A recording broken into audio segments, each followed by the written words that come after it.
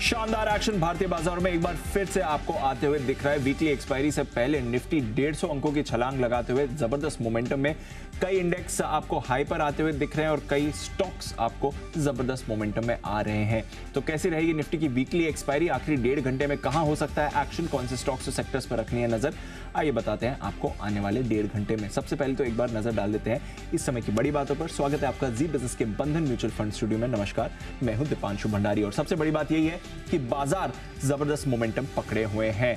150 point की छलांग Nifty में आपको दिख रही है। एक महीने की ऊंचाई पर 18 अक्टूबर आखिरी बार आप 19,800 पर थे, उसके बाद अब आप वापस उस लेवल को क्लेम करके ऊपर जाते हुए दिख रहे हैं।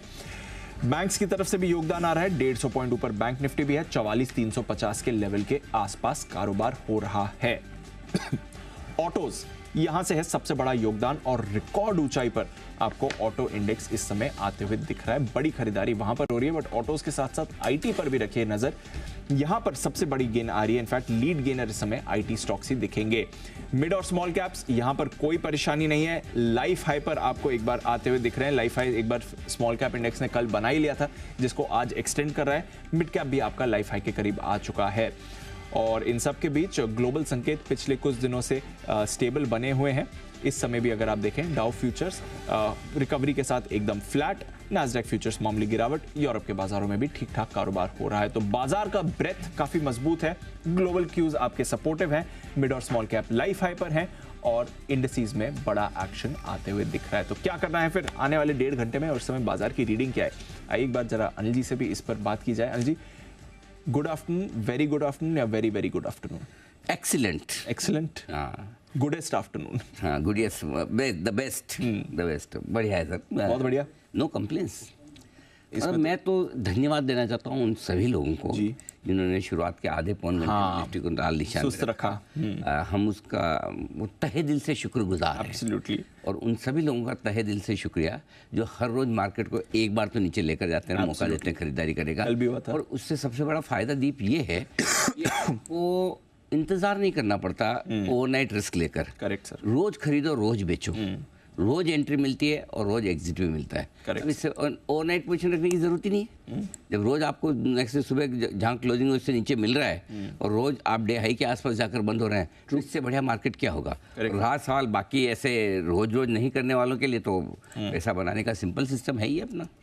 बने रहो, डटे रहो, कोई कुछ भी कहे, लोग आएंगे, आपका माल छुड़वाएंगे, ले जाएंगे, आप देखते रह जाएंगे। बेचना नहीं है। बेचना नहीं है। हाँ, बिल्कुल पकड़ के रखो। अपने पास अच्छी क्वालिटी के mid cap small cap share हैं तो पकड़ के रखो। So I think market is perfect, एकदम बढ़िया है। सुबह आपके एकदम परफेक्ट लेवल से घूमे।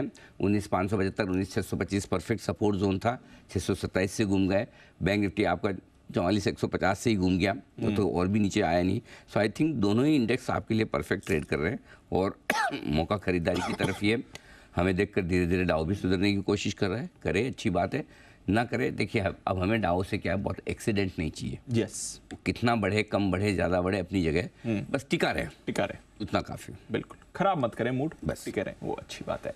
By the way, Australia south Africa शुरू हो चुका है। बहुत बढ़िया, वेरी नाइस। एक्शन आ रहा है वहाँ से भी। की फर्क बन रहा है। हाँ, कोई भी आए, वो तो सही बात है। दोनों टीमों को ये डिसाइड करना है अभी हारना है या फाइनल में हारना है। हाँ, डिसाइड तो हारने की टाइमिंग डिसाइड करनी है। ये एरोगेंस लेवल नहीं है। लोगों लगा बहुत आप एरोगेंट हो गए, ऐसा है। एरोगेंस लेवल नहीं है, कॉन्फिडेंस लेवल। हाँ, दोनों में फ़र्क है। एरोगेंस और अगर परफॉर्मेंस है तो कल अगर थोड़ी सी हमारी वो क्या कहना चाहिए फील्डिंग छोड़ दें तो बाकी सारे डिपार्टमेंट बहुत बढ़िया थे, सब परफेक्ट।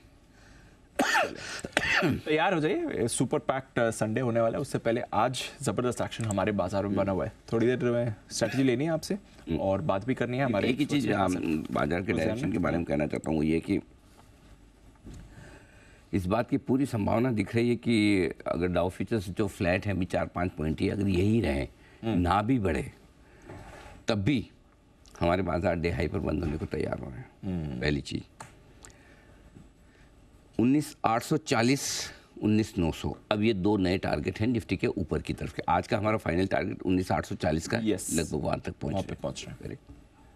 बैंक निफ्टी 44,200, 44,275, 44,350 और 44,400 ये टारगेट विजिबल है। कल का हाई भी 44,408 का है। उसके बाद देखेंगे 44,500 तक की ताकत बनती है नहीं बनती, बन सकती है। सो ओवरऑल दोनों में आप लॉन्ग पोजीशन के साथ बने रहें, डटे रहें, टिके रहें। गिरावट मिलेगी तो और ख़रीदारी करनी है। एक ही चीज़ ध्यान रखिए, जब तक मैं 2:30 बजे की स्ट्रेटजी आपको ना दूँ, 19,800 बस इसी लेवल पे फोकस बनाए रखिए। मेक और ब्रेक लेवल यही है, 19,800 के ऊपर जब तक बने हैं कोई टेंशन मिल लीजिए आप और ऊपर जाने को तैयार हैं। बैंक निफ्टी चल रहा है 44,335, ठीक है।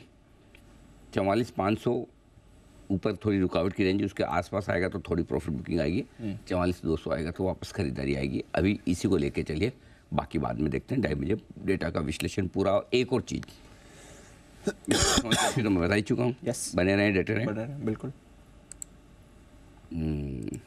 एक और इंटरेस्टिंग डेटा बन के आ रहा है, ठीक है। तो आज मैं सोच रहा हूँ कि आपको 2:25 पे ही स्टडी दूँ। नॉट दैट कि मुझे आज मैच देखने जाना है इन ऑस्ट्रेलिया साउथ अफ्रीका, उसके लिए नहीं, लेकिन मेरे डेटा तैयार है तो मैं आज 2:25 पे ही सेठी साहब के पहले तैयार हूँ आपको स्ट्रेटेजी देने के लिए। डन बिल्कुल भी तैयार है आपकी स्ट्रैटेजी का। बस थोड़ी देर में एलजी स्ट्रैटेजी देंगे।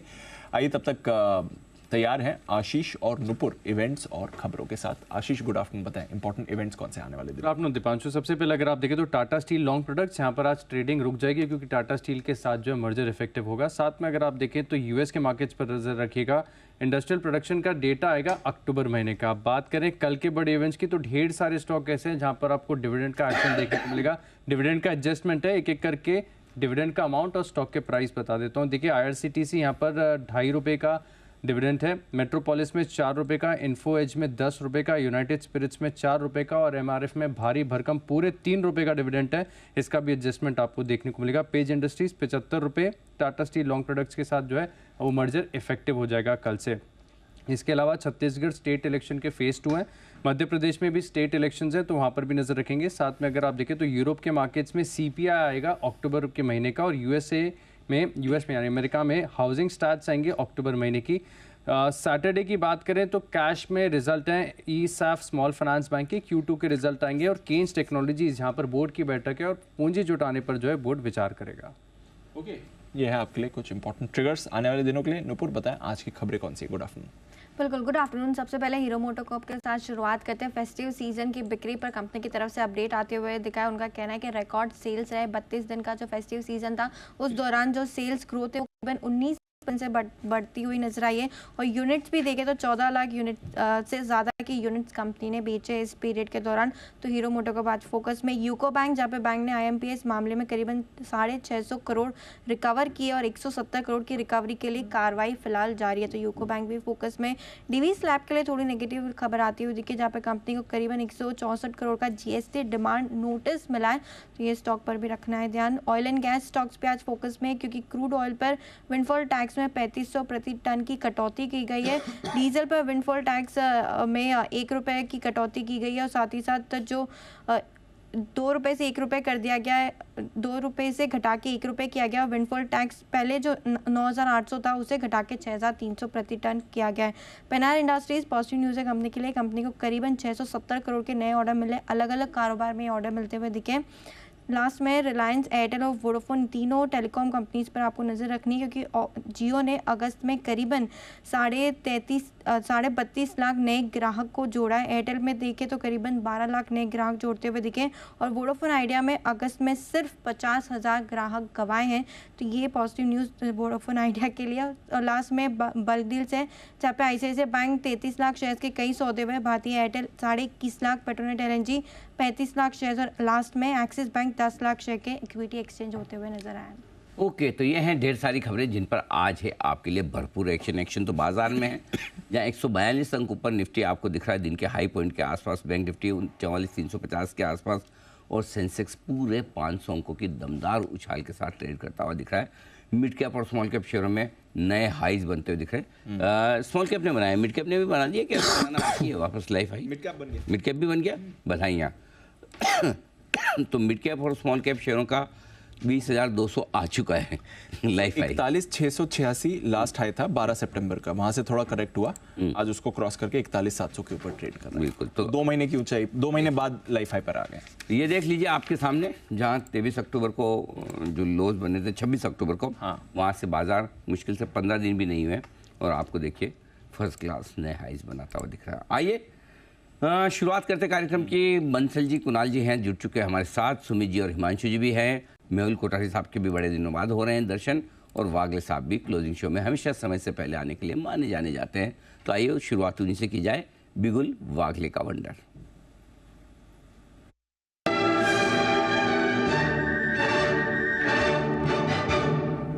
बताएं सर।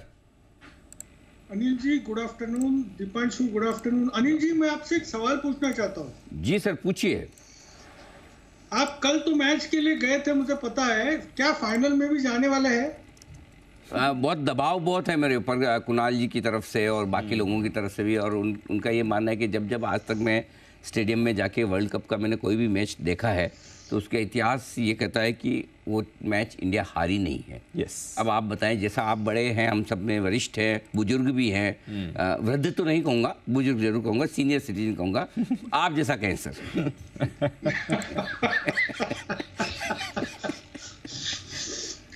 नहीं तो मतलब आपको तो जाना ही चाहिए। मैंने तो आपको लास्ट टाइम ही सजेशन दिया था, मतलब आप तो इंडियन टीम के लकी मैस्कॉट है। बिल्कुल, तो आपका आदेश है, जरूर जाऊंगा। बहुत ही बढ़िया। वंडरफुल जी। मेरा एक कॉल मिनट, आपके कॉल के पहले बंसल जी कुछ कहना चाहते हैं, पहले सुन लेनी, तो फिर क्या बंसल जी का बीच में फिर वो मोमेंटम टूट जाता है उनका एकदम। जी बंसल जी।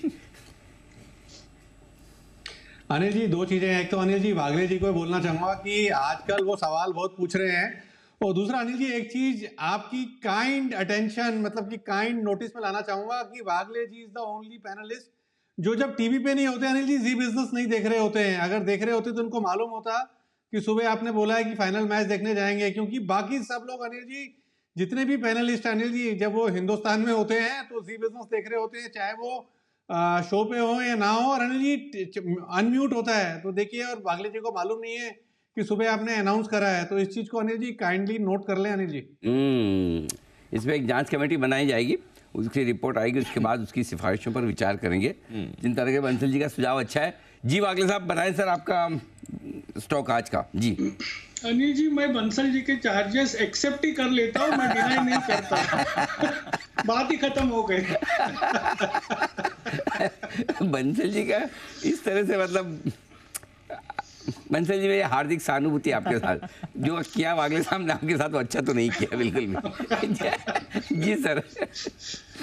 अनिल जी अभी स्टॉक छूट न जाए, टाइटन में एक बड़ा वाला ब्रेकआउट आया है, 3349 का करंट भाव है, 4749 का। मुझे लगता है Titan in the short term 3420-30 तक जाने के लिए तैयार है। एक 70-80 रुपए की मूव बिटवीन आज और कल तक आनी चाहिए। पोजिशनली मुझे लगता है कि 3570-3600 पोजिशनली का मतलब 2 से 3 हफ्ते में भी एक आध महीना, एक 10% की मूव मुझे टाइटन में पोजिशनली लगती है। बहुत ही क्लियर पैटर्न है। आपका स्टॉप लॉस 3320 का होना चाहिए। तो टाइटन, इस पर आपको रखनी है नजर, ये काउंटर एक्शन में आते हुए दिख रहा है। एक्शन बढ़ रहा है, बिल्कुल टाइटन में आपको मूव आ रही है। बट आज का स्टार है आईटी, और आईटी स्टॉक्स में जबरदस्त मोमेंटम बना हुआ है। कल भी आपको याद होगा ओपनिंग और क्लोजिंग शो में हमारे एक्सपर्ट्स की तरफ से आईटी पर आपके लिए कुछ बढ़िया कॉल्स आ रही थी। इन्फोसिस 1400 का कॉल हिमांशु जी ने खरीदवाया था, वहां पर एक्शन आपको दिख रहा है। सचिन जी की तरफ से एल&टी टेक पर आपके लिए खरीदारी की राय आई थी, ये स्टॉक भी आपको एक्टिव दिख रहा है। विप्रो की भी बात हुई थी। हिमांशु जी, इन्फोसिस कल कॉल खरीदवाई थी सर 1400 की, जरा इस पर अपडेट दें, क्या करना है और आगे के डायरेक्शन भी बताएं।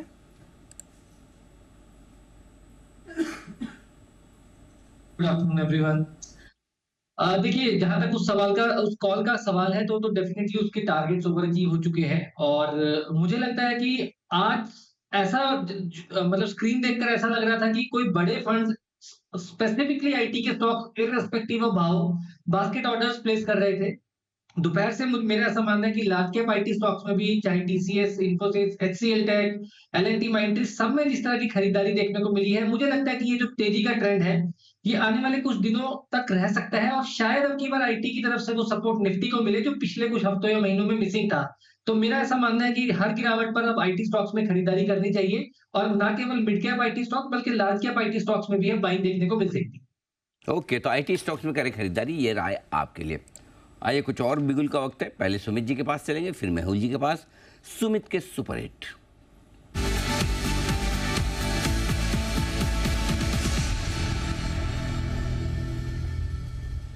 सुमित जी बताएं सर। गुड आफ्टरनून अनिल जी। अनिल जी, फार्मा सेक्टर के अंदर मोमेंटम देखने को मिल रहा है, तो जो स्टॉक अभी मेरे रडार पे आया है वो फार्मा सेक्टर का है। स्टॉक का अभी भाव चल रहा है 233 रुपया, 233 रुपया 10 पैसा। 233 टू 33.10 का अभी भाव है। स्टॉक का नाम है बायोकॉन। बायोकॉन के अंदर एक गिरावट के बाद बाउंस बैक के संकेत मिल रहे हैं। बायोकॉन यहाँ से ऊपर का मूव दिखाना चाहिए। यहाँ पे बायोकॉन में खरीदारी करके चलने का सलाह रहेगा। कल का परसों का हाई तो ब्रेक कर ही रहा है, जल्दी स्टॉक के अंदर यहाँ से एक अच्छा मोमेंटम ऊपर की तरफ का बनना चाहिए। तो जिन्होंने ले रखा है वो लोग होल्ड करें, यहाँ पे फ्रेश खरीदारी करें। स्टॉक का जो नीचे में चार्ट्स के ऊपर सपोर्ट दिखाई दे रहा है 228 229 के पास दिखाई दे रहा है, तो 228 का स्टॉप लॉस लगा के बायोकॉन में खरीदारी करके चलने का सलाह रहेगा। ऊपर में इसका पहला टारगेट 238 रुपए का, दूसरा टारगेट 242 रुपए का। ये दोनों टारगेट शॉर्ट टर्म के टारगेट है, पोजिशन टारगेट और ऊपर के देखने को मिलेंगे। 228 के स्टॉप लॉस से खरीदारी करें, 238 242 के टारगेट्स की। कौन में करें खरीदारी, राय सुमित जी की आपके लिए। आइए राय मेहुल जी की भी जान लेते हैं, और मेहुल जी की राय जानने के साथ साथ एक बार स्वागत जैन साहब का भी कर लिया जाए। जैन साहब भी जुड़ चुके हैं। मेहुल जी के बाद जैन साहब तैयार हैं। कभी भी किसी भी तरह का अनपेक्षित सवाल, ट्रू कोई भी सवाल किसी भी तरह का आपकी तरफ आ सकता है, उसकी आप तैयारी रखें। पहले बिगुल मेहुल जी के लिए।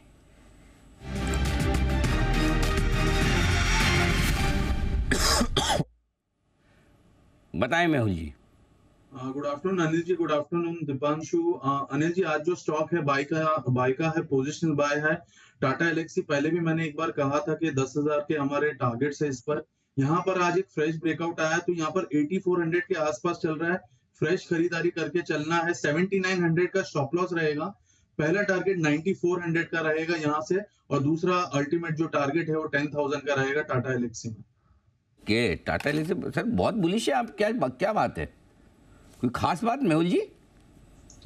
नहीं अनिल जी, देखिए काफी समय बाद एक काउंटर चला था, और क्या है कि एक बार के लिए बॉटम में एक बार पिक कर लिया था हमने, तो उसी पर कंटिन्यू हम राय बनाकर चल रहे हैं। और वो जो पिक किया था उसके बाद एक मेजर ब्रेकआउट है, तो काफी समय के बाद ये ब्रेकआउट आया है, बहुत सालों के बाद, कंसोलिडेशन के बाद ये ब्रेकआउट आया, तो इस वजह से हम काफी बुलिश हैं। ओके, काफी लंबा इंतजार करवाया लगता है ब्रेकआउट का मेहुल जी को, और अब जब आ ही चुका है तो तगड़ा वाला आया है टाटा एलेक्सी। यहाँ पर खरीदारी करने की राय मेहुल जी की तरफ से आती हुई दिख रही है। जैन साहब का स्वागत किया जाए। राजा है, बिल्कुल बिल्कुल। जैन साहब वेलकम सर, और बढ़िया एक्शन दिख रहा है। आईटी स्टॉक से ही करते शुरुआत, क्योंकि काफी आईटी पर कॉल्स भी आ रही हैं। अभी कैश कॉल में टाटा एलेक्सी पर भी व्यू आया। आई थिंक आज सुबह चंदन जी की तरफ से भी यहाँ पर खरीदारी की राय आई थी एसपीएल मिड कैप्स में। जरा बताएं सर, कोई आईटी काउंटर जो आपके रेडार पर आ रहा हो, क्या करना है सर यहाँ पर? नहीं, बिल्कुल बहुत सही बोल रहे हैं कि जिस तरीके का अभी, वैसे देखिए large caps should out perform small caps and mid caps. मुझे ऐसा लग रहा है कि जो स्मॉल कैप मिड कैप में, तो देखिए स्मॉल कैप तो ऑलमोस्ट 14,000 के आसपास पहुंचने वाला है। एनएससी स्मॉल कैप 100 की बात कर रहा हूँ, और स्मॉल कैप मिड कैप में तो आईटी स्टॉक्स पहले भी बहुत जबरदस्त चले हैं और अभी भी चलेंगे। जैसा कि मैंने मास्टेक एक स्टॉक दिया था, वो वैसे अंडर परफॉर्म कर रहा था, बट अब चल सकता है। डेटामेटिक्स है, वहां पे ध्यान देना चाहिए। फिर आपके सास्केन है, ये बढ़िया लगता है। और मुझे लार्ज कैप्स में बढ़िया स्टॉक्स, और इवन एक स्मॉल कैप में एक्सेलिया है, एक्सेलिया सॉल्यूशंस, वो भी बहुत ज्यादा चला हुआ नहीं था, करेक्टेड है, उस पर ध्यान दिया जा सकता है। बाकी लार्ज कैप्स में मुझे ऐसा लगता है कि Infy can be a good buy, और जिस तरीके से टीसीएस की डेट आई है, माहौल बना है, तो ये सारे आईटी स्टॉक्स जो बड़े वाले, और विप्रो काफी बड़ा अंडर परफॉर्मर है, तो वहां पे भी बिल्कुल ध्यान दिया जा सकता है। सो ओवरऑल आईटी में लार्ज कैप्स में जाइए, आईटी इंडेक्स को भी देखें तो रैंक आउट अंडर परफॉर्मर रहा है, तो बिल्कुल large caps of IT stocks can be good strategy to be in the markets, क्योंकि एक तो मार्केट्स अपने हाइज के अब आसपास वापस से पहुंच रहे, और आज 19,800 के ऊपर डिसाइसिवली ट्रेड कर रहा है, which is a very big plus. बाकी हम देखते हैं स्टेट इलेक्शंस है, कैसे क्या रहता है आगे आने वाले दिनों में। So large cap IT stocks can be a better strategy. State election में तो जैन साहब उसी का बता दो आप, आगे वही देखना। राजस्थान में कौन जीतेगा? है मतलब कंपटीशन तो है अनिल जी, मतलब एमपी में भी और राजस्थान में भी, दोनों में ही। बाकी थोड़ी बहुत जो बातचीत से या जो इधर सुनते हैं, तो उसमें बीजेपी का थोड़ा सा आ रहा है, क्योंकि राजस्थान में एक के बाद दूसरी सरकार आती है, एंटी इनकम्बेंसी चलता है। तो पिछली बार कांग्रेस थी, तो इस बार बीजेपी, वैसा एक रहता है। सो बीजेपी की तरफ थोड़ा सा पलड़ा भारी है, और दूसरी तरफ एमपी है, तो वहां पे भी देखिए मतलब कंपटीशन है।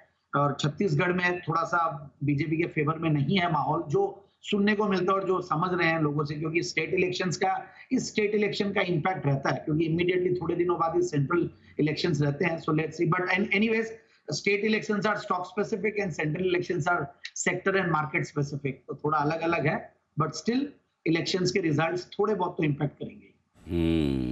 तो ये है आपके लिए राजस्थान के इलेक्शन का पूरा. जैन साहब तो पूरा रहते हैं. जैन साहब को दुनिया का कोई कोना ऐसा नहीं जहाँ की वो जानकारी ना रखते हो.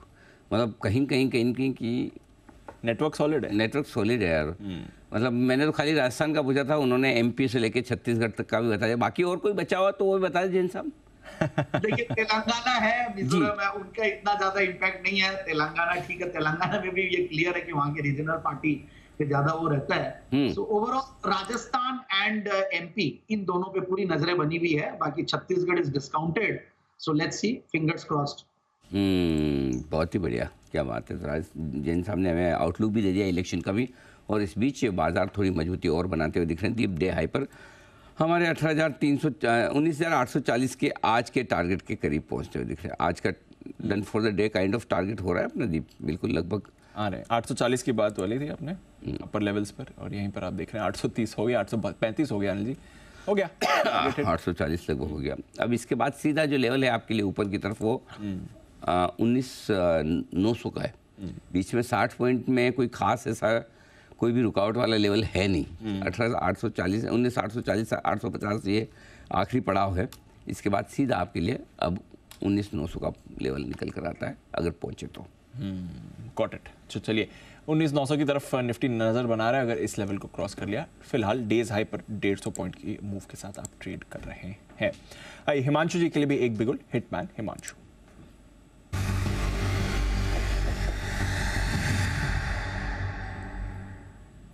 हिमांशु जी बताएं सर. जी दीप, तो पहले दीप एक कॉल है, फिर एक अपडेट शेयर करना चाहूंगा. पहले खरीदारी करके चलना है दीप हीरो मोटोकॉर्प में, जिसमें एक अच्छा ब्रेकआउट फाइनली आता हुआ नजर आ रहा है. हम देख रहे हैं कि तमाम ऑटो स्टॉक्स में, स्पेशली टू व्हीलर स्टॉक्स में एक अच्छा ब्रेकआउट देखने को मिले, चाहे वो बजाज ऑटो था या आयशर मोटर्स था. आज के सेशन में हीरो मोटोकॉर्प में continuing inverted head and shoulder का ब्रेकआउट देखने को मिल रहा है. और मुझे लगता है कि ये 3250 3240 का जो जोन था, ये लास्ट हर्डल था. आज का जिस तरह का यहाँ पर ब्रेकआउट है, मुझे लगता है ये स्टॉक अब फाइनली 3400-3500 की तरफ निकल चुका है. फिलहाल बीटीएसटी के तौर पर 3320 3350 के टारगेट्स के लिए हीरो मोटोकॉर्प में खरीदारी करें. 3230 रुपए के स्टॉप लॉस के साथ यहाँ पर खरीदारी करके चलने की सलाह है. और दीप एक अपडेट था कि कल एसपीएल मिड कैप में मैंने वुकार्ड फार्मा में खरीदारी की राय दी थी. आज वो स्टॉक 20% अपर सर्किट पे लॉक्ड है, तो काफी अच्छा मूव देखने को मिला है. लॉन्ग टर्म के लिए खरीदारी की राय थी. स्टॉप लॉस ट्रेल करें और डेफिनेटली स्टॉक को होल्ड करें. अभी भी उसमें काफी मूव बाकी है. किट सीधा ओहो, क्या बात है. अभी भी 16% ऊपर है सर. 14 तारीख को नंबर्स आए थे, तो नंबर्स के बाद एक्शन है.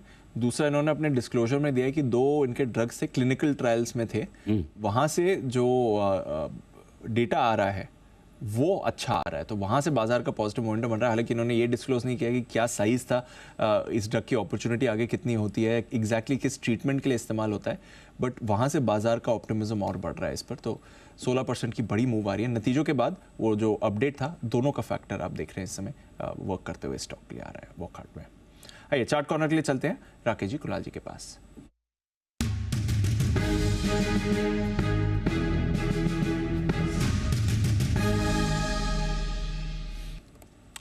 बताएं सर.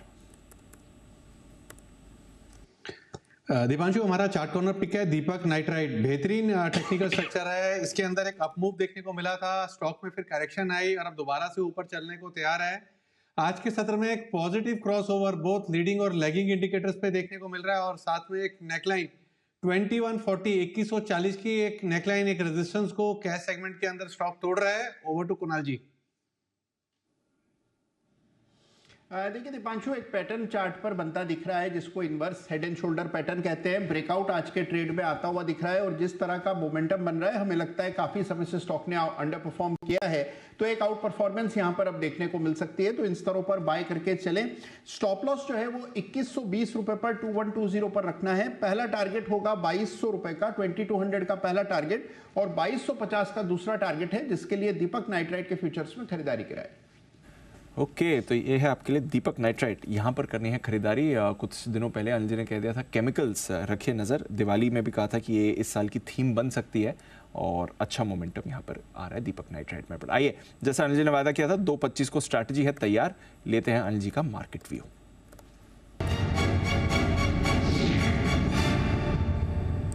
हम तो डेज हाई पर हैं सर, जैसा आपने अभी अपडेट किया। 19,840 के आसपास निफ्टी, 44,400 के बेहद करीब बैंक निफ्टी आपको दिख रहा है। मिड और स्मॉल कैप रिकॉर्ड हाई पर ट्रेड कर रहे हैं। डाउ फ्यूचर्स एकदम फ्लैट है, नाज़ेक फ्यूचर्स में आपको करीब 40 अंकों की नरमी दिख रही है इस समय। S&P फ्यूचर्स भी आपको पॉजिटिव ही दिखेंगे, हल्की खरीदारी हो रही है। यूरोप में ठीक ठाक कारोबार है, कच्चा तेल दायरे में है, रुपया थोड़ा कमजोर हुआ है, आज 9 पैसे कमजोर है रुपया, वहां पर रखिए नजर। एशिया में भी ठीक ठाक कारोबार था, थोड़ी सुस्ती वाला ही कारोबार था ज्यादातर एशिया के बाजारों में। हम आउट परफॉर्म कर रहे हैं आज ग्लोबल मार्केट्स को, क्या करना है अनिल जी? तेजी यहाँ से 19,840 850 से आखिरी वादा है। अगर 2:30 बजे तक हम यहाँ पहुँच ही चुके हैं तो अभी 1 घंटा और टाइम पास करना है। 3 बजे तक अगर हम 850 के ऊपर टिक जाते हैं दीप, तो आज ही 19,900 होने की तैयारी, 50 पॉइंट और बढ़ जाएंगे। और अगर ऐसा ना हुआ और अगर आप थोड़े नीचे आ गए कोई दिक्कत नहीं, 19,775 19,800 ये आपके लिए मजबूत सपोर्ट है, ठीक है। वहाँ पर आने पर ख़रीदारी कर लीजिए। और ऐसा मैं क्यों कह रहा हूँ बता दूँ, मज़े की बात देखिए जी, आज वीकली एक्सपायरी है। हाईएस्ट ओपन इंटरेस्ट कहाँ है पुट में? 19,800 पर, ठीक है। 5 करोड़ शेयर होगा, 5 करोड़ शेयर होगा, तो मतलब बेस बन गया आपका, बेस बन गया, इसके नीचे जाना ही चाहिए। हाईएस्ट ओपन इंटरेस्ट कॉल्स में क्या है, कहाँ है? 19,800, वो भी 19,800, 4 करोड़ लग ही रहा था वैसे। फंस गए भाई, फंस गए, कॉल राइटर थोड़े फंसे। यस, 19,850 के ऊपर ज़्यादा फंसेंगे तो नहीं भी हुआ तो बेसिकली 19,800 आपके लिए सपोर्ट हो गया। और ठीक नीचे 19,750 पे 3.5 करोड़ शेयर हो रहे हैं पुट राइटर। सो 19,750 19,800 बहुत स्ट्रॉन्ग सपोर्ट है। और मुझे नहीं लगता कि आज क्लोजिंग 19,800 के नीचे होगी, जहाँ भी होगी डे हाई पॉइंट के आसपास होगी। और अगर 3 बजे के पहले 19,850 क्रॉस करके टिक जाते तो 19,900 तक भी जाने की ताकत निफ्टी रखता है, पहली चीज़। अब आइए बैंक निफ्टी, 44,375 का अगला टारगेट भी हमारा आ गया। अब आखिरी टारगेट आज 44,500 का बचा है, 475 का, लगभग वहाँ पहुँचने की तैयारी है। 275 350 400 ये टारगेट है। 409 आज हाई बना चुका है, ठीक है। कल का हाई भी 408 कर, कल के हाई को टच कर लिया। अब 500 का लेवल है, 44,200 44,300 मजबूत सपोर्ट है बैंक निफ्टी पर। ये 100 पॉइंट की रेंज जहाँ ओपन इंटरेस्ट बना हुआ है, और ऊपर में 44,500 के आसपास हल्की फुल्की रुकावट है। सो आई थिंक इस रेंज में आप ट्रेड करेंगे। नीचे में 200 से 300 की रेंज में आए वहाँ खरीद लीजिए, 500 के आसपास आए हल्की प्रॉफिट बुकिंग करिए। और 3 बजे के पहले अगर 44,500 पार करके टिक गए तो ये भी आपको 44,700 तक जाते हैं की तैयारी करता दिखा। सो इन शॉर्ट बायस पॉजिटिव है, ध्यान तेजी का है, खरीदना ही है। जहाँ सही लेवल आपको नज़र आता है थोड़े करेक्शन में, वहाँ डरे बगैर खरीदिए। ऊपर में खरीद रहे हैं तो एक ही कंडीशन पे कि ये ताकत रहनी चाहिए कि नीचे में और खरीदेंगे नहीं कि ये सोचेंगे अरे मैंने तो गलती कर दी, ये क्या कर दिया, मुझे पहले पता होता तो लेता ही नहीं है कि नीचे आ जाएगा, है ना। नीचे में एवरेज करने की ताकत होनी चाहिए, सपोर्ट लेवल पे आराम से खरीदिए, कोई टेंशन नहीं। बाय ऑन डिप्स की स्ट्रेटजी रखिए। Got it, buy on dips यहाँ पर करनी है आपको, स्ट्रेटजी यही बनाकर चलिए हैं। 2:30 बज चुके हैं, सेठी साहब भी हमारे साथ तैयार। सदाबहार सेठी साहब की शॉर्ट टर्म पिक्स।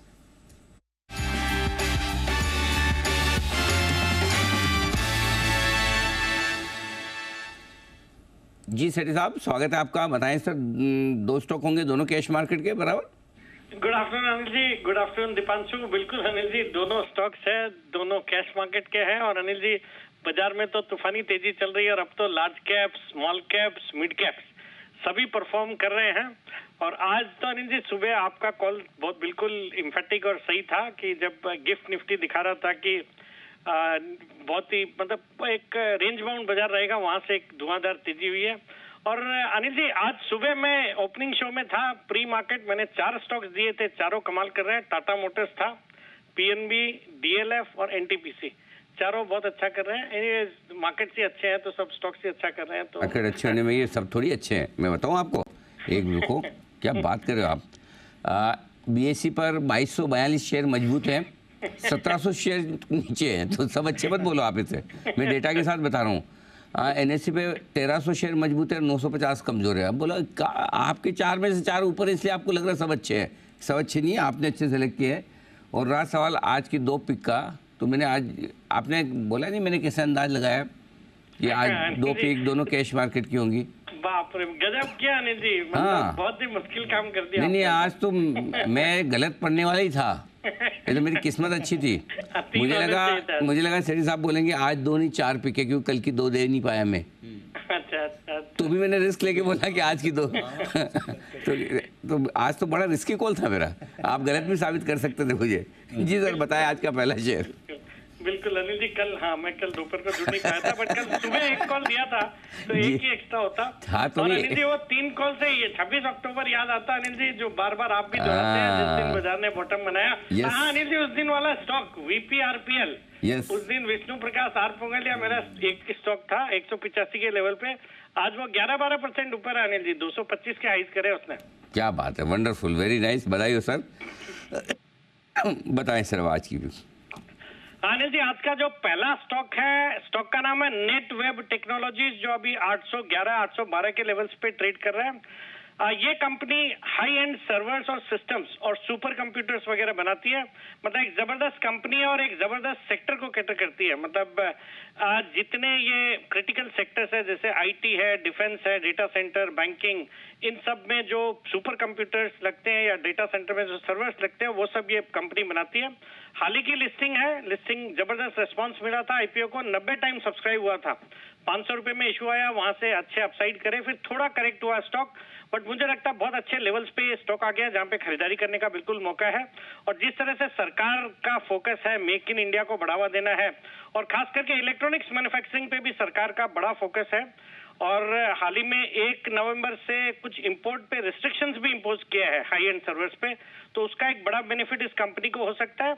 और कई सारी हाई ग्रोथ एरिया जैसे नेटवर्क स्विचेस है, फिर 5G ORAN would mean open radio access network, ये इस तरह के सेगमेंट में भी इस कंपनी ने फोरे किया है, जो कि आगे बहुत अच्छा रहेगा कंपनी के लिए। फिर इंटेल के साथ भी एक लाइसेंस एग्रीमेंट किया हाल ही में। और सितंबर तिमाही के नतीजे देख रहा था, नतीजे बहुत ही जबरदस्त तोड़फोड़ नतीजे थे। रेवेन्यू है 145 करोड़ कंपेयर टू 73 करोड़, मतलब 99% की ग्रोथ रेवेन्यू में दर्ज करी। पैट आया 15 करोड़ का, जो पिछले साल 9 करोड़ का पैट था। एक अच्छी ऑर्डर पाइपलाइन है, एक अच्छी ऑर्डर बुक है, और मुझे लगता है ये स्टॉक अच्छा करेगा। एक जीरो डेट कंपनी है और खरीदारी करने की सलाह। मेरा शॉर्ट टर्म टारगेट है 850 का, स्टॉप लॉस रखना 795 का। ओके, तो 850 का टारगेट, 795 का स्टॉप लॉस, नेटवेब टेक्नोलॉजीज यहाँ पर करें खरीदारी। और सेठी साहब की बात करते करते स्टॉक में भी आपको एक अच्छा मूवमेंट दिख रहा है। सेठी साहब, दूसरी कॉल का सर। दूसरा स्टॉक भी एक पसंदीदा स्टॉक है जो अनिल जी को भी पसंद है काफी। सियाराम सिल्क मिल्स में खरीदारी करने की सलाह है। 544 के लेवल्स पे ये स्टॉक ट्रेड कर रहे हैं। ये कंपनी भी एक जबरदस्त कंपनी है जो फैब्रिक्स और रेडीमेड गारमेंट्स के लिए जानी जाती है। अच्छे इनके ब्रांड एम्बेसडर है रणवीर सिंह, और ये पोद्दार ग्रुप, मतलब बालकृष्ण टायर वाला जो ग्रुप है उस ग्रुप की कंपनी है। और कई सारे इंटरनेशनल ब्रांड्स है, जैसे नेक्स्ट है, Marks and Spencer, CK, Target, इन सब को एक्सपोर्ट करती है। बाकी इस कंपनी के खुद के ब्रांड्स भी काफी पॉपुलर है, सियाराम, ऑक्समबर्ग, जे हेम्स्टेड वगैरह।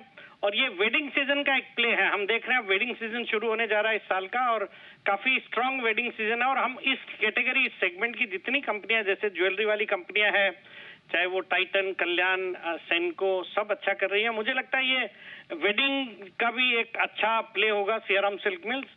और होम फर्निशिंग्स के सेक्टर में भी अच्छा काम कर रही है, 1000 से ज्यादा इनके रिटेल आउटलेट्स हैं। फंडामेंटल्स बहुत ही मजबूत है, वैल्यूएशन के लिहाज से अट्रैक्टिव है, और कई सारे दिग्गज निवेशक इसमें निवेशित है। मुझे लगता है इस स्टॉक को भी करंट लेवल्स पे बिल्कुल खरीदा जा सकता है for a target of 570, stop loss of 535। 535 का स्टॉप लॉस और 575 के टारगेट के लिए करनी है खरीदारी आपके लिए सियाराम सिल्क मिल्स में भी।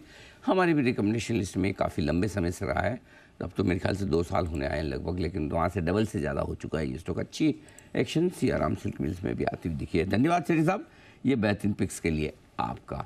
कुणाल जी, राकेश जी भी तैयार है चार्ट कॉर्नर का बिल्कुल क्लोजिंग शो में दूसरा दीपक नाइट राइड के बाद।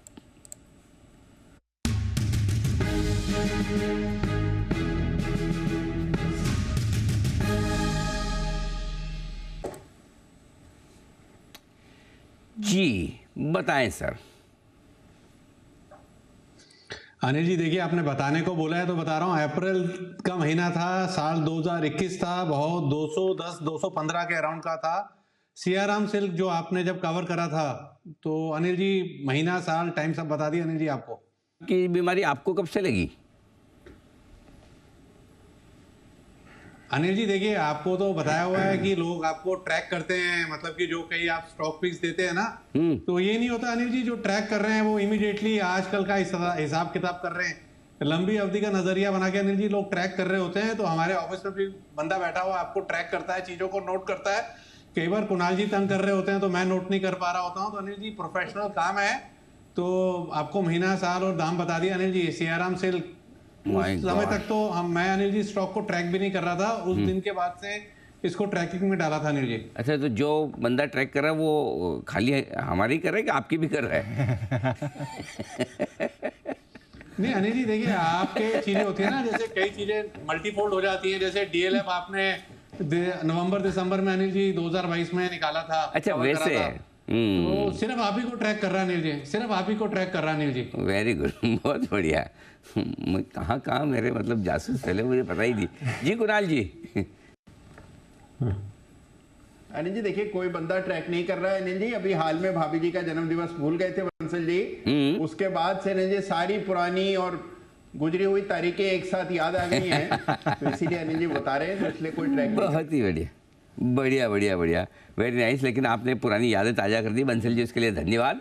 बताएं सर, अब आपका chart corner pick. Anil ji chart corner pick वही है जिसको रेगुलरली रिकमेंड कर रहा हूँ। अभी रिसेंटली भी 3800 के टारगेट के लिए रिकमेंड करा था डिलीवरी में खरीदने के लिए। स्टॉक है HDFC AMC। अब मेरे मित्र कुणाल जी को भी अच्छा लग रहा है। टेक्निकली एक रिवर्सल है, काफी दिनों से रेंज में फंसा हुआ है और शॉर्ट टर्म में एक अच्छा अपमूव दिखाने का पोटेंशियल रखता है। तो HDFC AMC है chart corner pick. Over to Kunal ji. Anil ji देखिए, लगभग एक महीने के कंसोलिडेशन का ब्रेकआउट हम HDFC AMC में देख रहे हैं। स्टॉक में एक बहुत ही नैरो रेंज का कंसोलिडेशन होता हुआ देखा, और अगर इस पर बॉलिंजर बैंड्स आप डालें तो बहुत ही टाइट स्क्वीज देखने को मिल रहा है, जिसका ब्रेकआउट आज के ट्रेड में आता हुआ दिख रहा है। तो हमारी खरीदारी की राय है यहाँ पर एक स्टॉप लॉस रखें, और स्टॉप लॉस 2760 रुपए पर 2760 पर स्टॉप लॉस रखकर HDFC AMC में खरीदारी की राय है। पहला टारगेट होगा 2900 का, 2900 का पहला टारगेट और 2950 का दूसरा टारगेट। खरीदारी की राय है HDFC AMC में। म्यूचुअल फंड खरीदे, सुबह HDFC लाइफ खरीदे की राय हिमांशु गुप्ता साहब की तरफ से आई थी, और हम कह रहे थे कि इस ग्रुप के स्टॉक्स में फिर से एक्शन लौटने लगा है। आइए इसी एक्शन को आगे बढ़ाने को तैयार है मेहुल कोठारी साहब बिगुल के लिए।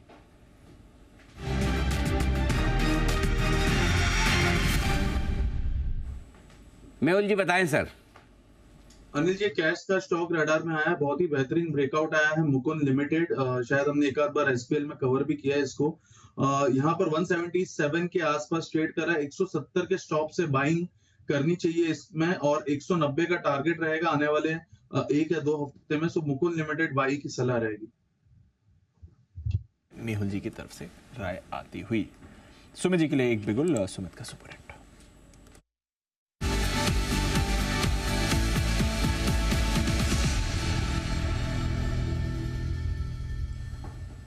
बताएं सुमित जी। दिपांशु, बाय का स्टॉक अभी रडार पे आया है। स्टॉक का अभी भाव चल रहा है 218 रुपए 40 पैसे। 218.40 का अभी भाव है। स्टॉक का नाम है इंडिया सीमेंट। इंडिया सीमेंट के अंदर पिछले 5-6 दिनों के हाई ब्रेक हो रहे हैं। इंडिया सीमेंट के अंदर यहां से एक ऊपर का मूव देखने को मिलना चाहिए।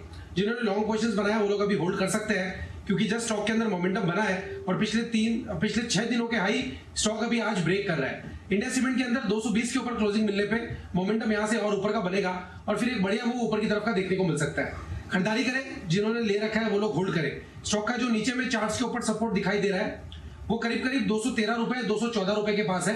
तो 213 या 214 के नीचे का स्टॉप लॉस लगा के इंडिया सीमेंट में खरीदारी करके चलने का सलाह रहेगा। ऊपर में जो लेवल देखने को मिल सकते हैं, पहला टारगेट 225 रुपए का, दूसरा टारगेट 228 रुपए का। तो 3-4 दिनों के लिए खरीदारी करें 214 के नीचे का स्टॉप लॉस लगा के 225 228 के टारगेट्स के लिए। इंडिया सीमेंट्स ये वापस आपको मोमेंटम में दिख रहा है, खरीदारी करके चलिए, ये है राय सुमित जी की तरफ से। आइए श्रीकांत चौहान साहब भी हमारे साथ जुड़ चुके हैं। श्रीकांत जी स्वागत सर, गुड आफ्टरनून, वेलकम।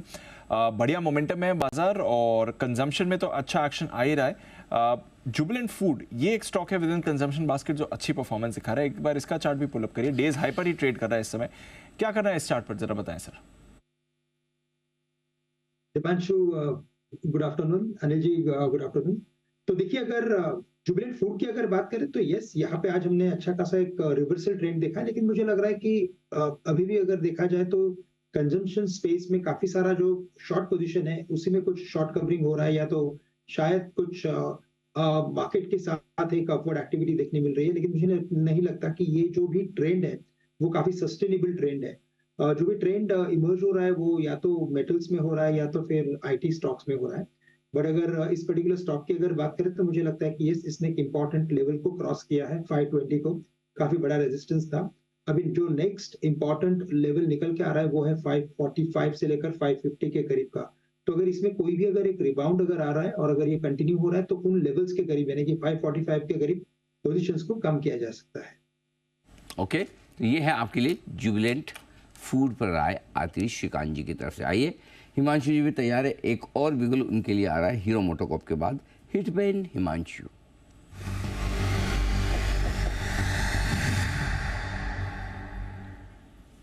बताएं सर क्या है पसंद?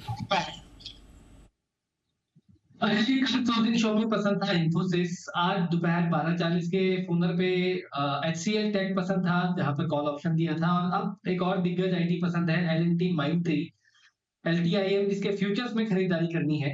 5520 5525 रुपए के आसपास के करंट लेवल्स है। मेरा मानना है कि ये स्टॉक भी एक रेंज से ब्रेकआउट के लिए तैयार है। 5620 5650 के 1 से 2 दिनों के टारगेट्स के लिए LTIM के फ्यूचर्स में खरीदारी करके चलने की सलाह रहेगी। स्टॉप लॉस के तौर पर 5490 का स्टॉप लॉस लगाएं और यहाँ पर एक लॉन्ग ट्रेड इनिशिएट करके चलने की सलाह है। ये फोकस LTI Mindtree ये है आपके लिए राय खरीदारी की हिमांशु जी की तरफ से, 2.5% ऊपर डेज हाई पर ट्रेड कर रहा है। आइए श्रीकांत जी के पास चलते हैं और लेते हैं एक बिगुल उनके लिए भी BTS Double T का।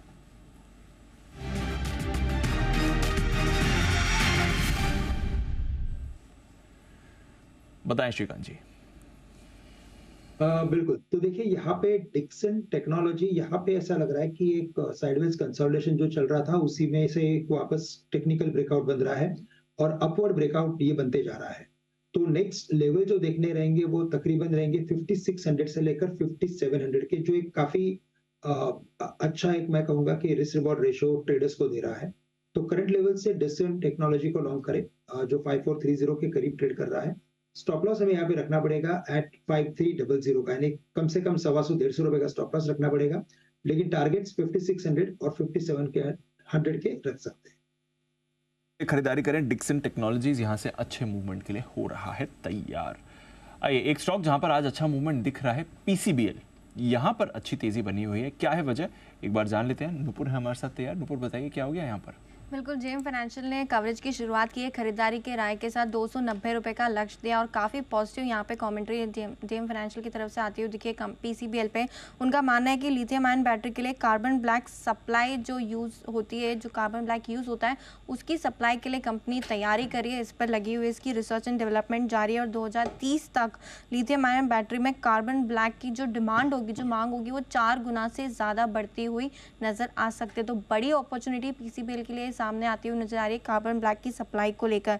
उनका जेम फाइनेंशियल का ये भी मानना है कि चाइना में जो ये बनता है उसकी लागत काफ़ी महंगी है, तो यहाँ पे एक्सपोर्ट का एक ऑप्शन PCBL के लिए आगे चल के होने वाला है। साथ ही साथ एक एशिया इलाकों में भी जो कैपेसिटी कंस्ट्रेंट्स है, जो कैपेसिटी कम है, उसका भी एक्सपोर्ट्स में PCBL एक्सपोर्ट करके फ़ायदा उठा सकती है। कोल्टार से इलेक्ट्रिक आर्क फाइनेंस पर शिफ्ट होने से भी इस कंपनी को फ़ायदा मिलेगा, क्योंकि कार्बन ब्लैक यूज़ होता है तो डिमांड बढ़ती हुई दिखेगी, जिसका बेनिफिट PCBL को आने वाले सालों में मिलता हुआ नजर आ सकता है। एक और पॉइंट जेम फाइनेंशियल ने हाईलाइट किया है जहाँ पे उनका कहना है कि यूरोप में जुलाई 2024 से शुरू होने वाले रशियन इंपोर्ट्स पर जो बैन होगा उससे भी एक्सपोर्ट्स, जो कार्बन ब्लैक का एक्सपोर्ट है उसकी मांग बढ़ती हुई नजर आएगी। अनुमान नंबर्स का जो जेम फाइनेंशियल लेके चल रहे हैं वो भी बता देती हूँ। एबिटा में आने वाले 3 साल में करीबन 14% से कंपाउंडेड ग्रोथ की उम्मीदें मुनाफे में 12% की ग्रोथ लेके चल रहे हैं। वॉल्यूम्स देखें तो 12% की ग्रोथ आने वाले 3 सालों में बढ़ने की उम्मीद है। FY27 तक एबिटा पर किलो भी देखें तो 11 से 16 का भाव है, वो बढ़ के 18 होने की उम्मीद है। तो बड़े टारगेट से 290 का लक्ष्य दिया है। खरीदारी की राय के साथ कवरेज की शुरुआत की है जेम फाइनेंशियल ने। तो एक तो मतलब ऑपरेटिंग प्रॉफिट अच्छे आ जाएंगे इसके। ऑपरेटिंग प्रॉफिट, मुनाफा, वॉल्यूम्स और जो एबिटा पर किलो होता है वो भी बढ़ जाएगा। तो सब कुछ इतनी तगड़ी परफॉर्मेंस आने की कोई खास वजह नूपुर, क्यों इतना बुलिश है जेम फाइनेंशियल? क्योंकि लिथियम आयन बैटरी पे शिफ्ट हो रही ईवी का है, तो उसमें जो कार्बन ब्लैक यूज होता है उसकी सप्लाई बढ़ जाएगी। ओके, और वो ये बनाता है? वो ये बनाता है। जैन साहब से पूछ लूँ? जैन साहब, शेट्टी साहब, इनकी रिकमेंडेशन में काफ़ी रहा है। PCBL, फिलिप्स कार्बन ब्लैक हुआ करता था तब, जब से शॉर्ट फॉर्म हुआ तब से पता नहीं जैन साहब रिकमेंड करते ही नहीं करते हैं। जैन साहब बताएं सर। अनिल जी रिकमेंड किया और लास्ट वीक भी इत्तेफाक है कि इस स्टॉक पे बात हुई थी और मैंने मेरे तेजी का व्यू दिया था। और रीजन ये है, देखिए एक तो जो अभी ईवी रिलेटेड जो न्यूज है वो एक बढ़िया न्यूज, दूसरा जो भी रबर रिलेटेड केमिकल्स ये जो कंपनियां हैं, आप देखिए टायर्स के रिजल्ट जबरदस्त आ रहे हैं। कल एक स्टॉक है इंटरनेशनल कन्वेयर्स जो कि 20% बायर सर्किट था, तो कन्वेयर बेल्ट्स और इन सब में इनका प्रोडक्ट यूज होता है। और ऑपरेटिंग प्रॉफिट मार्जिन्स बहुत बढ़ के आए इस क्वार्टरली रिजल्ट्स में, रिजल्ट्स बहुत बढ़िया थे। सो ओवरऑल, और एक सबसे बढ़िया बात है वैल्यूएशंस का कंफर्ट मिलता है, मतलब वैल्यूएशन सस्ते। और फिर कंपनी देखिए कार्बन क्रेडिट्स की, मतलब carbon credit is a big thing और कुछ साल पहले काफी चर्चा में आया था और अब वापस से, तो ये वर्ल्ड की पहली कार्बन ब्लैक बनाने वाली कंपनी है जो कार्बन क्रेडिट्स जिनको मिले हैं। So all these things and then the quality of the promoters, मतलब ये सारी चीजें बहुत बढ़िया है। और जो इसके यूजर इंडस्ट्रीज है वो सब बूम में है, तो उसकी वजह से ये एंसिलरी है, तो इनको भी बहुत बड़ा फायदा मिल रहा है। एंड आई थिंक ऑलरेडी बहुत बड़ा मूव आ चुका है। तो कई बार ऐसा होता है कि रिस्क रिवॉर्ड रेशियोज थोड़े कम हो जाते हैं, तो मतलब डिफिकल्ट हो जाएगा कि रिवॉर्ड कमाना और रिस्क ज्यादा लेनी पड़ेगी। तो जिन्होंने लिया हुआ वो तो होल्ड करके रखें, और जिनको लेना है वो सर्टेनली स्टैगर्ड वे में खरीदे या फिर थोड़ा करेक्शन आने पे खरीदने की कोशिश कीजिए। Fundamentals are excellent, things are good, और जेएम की जो रिपोर्ट आई है बहुत, उससे भी काफी वो मिलेगा। तो मेरे हिसाब से बिल्कुल it's a good hold from my side. Good hold, ये है आपके लिए राय। PCBL में बनाकर चलें पोजीशन अपनी, ये राय जैन साहब की तरफ से। आइए राय ली जाए दो कॉल ऑप्शन की ओपन पोजीशन रिकमेंड करने वाले जय ठक्कर साहब से। कैश का ऑप्शन।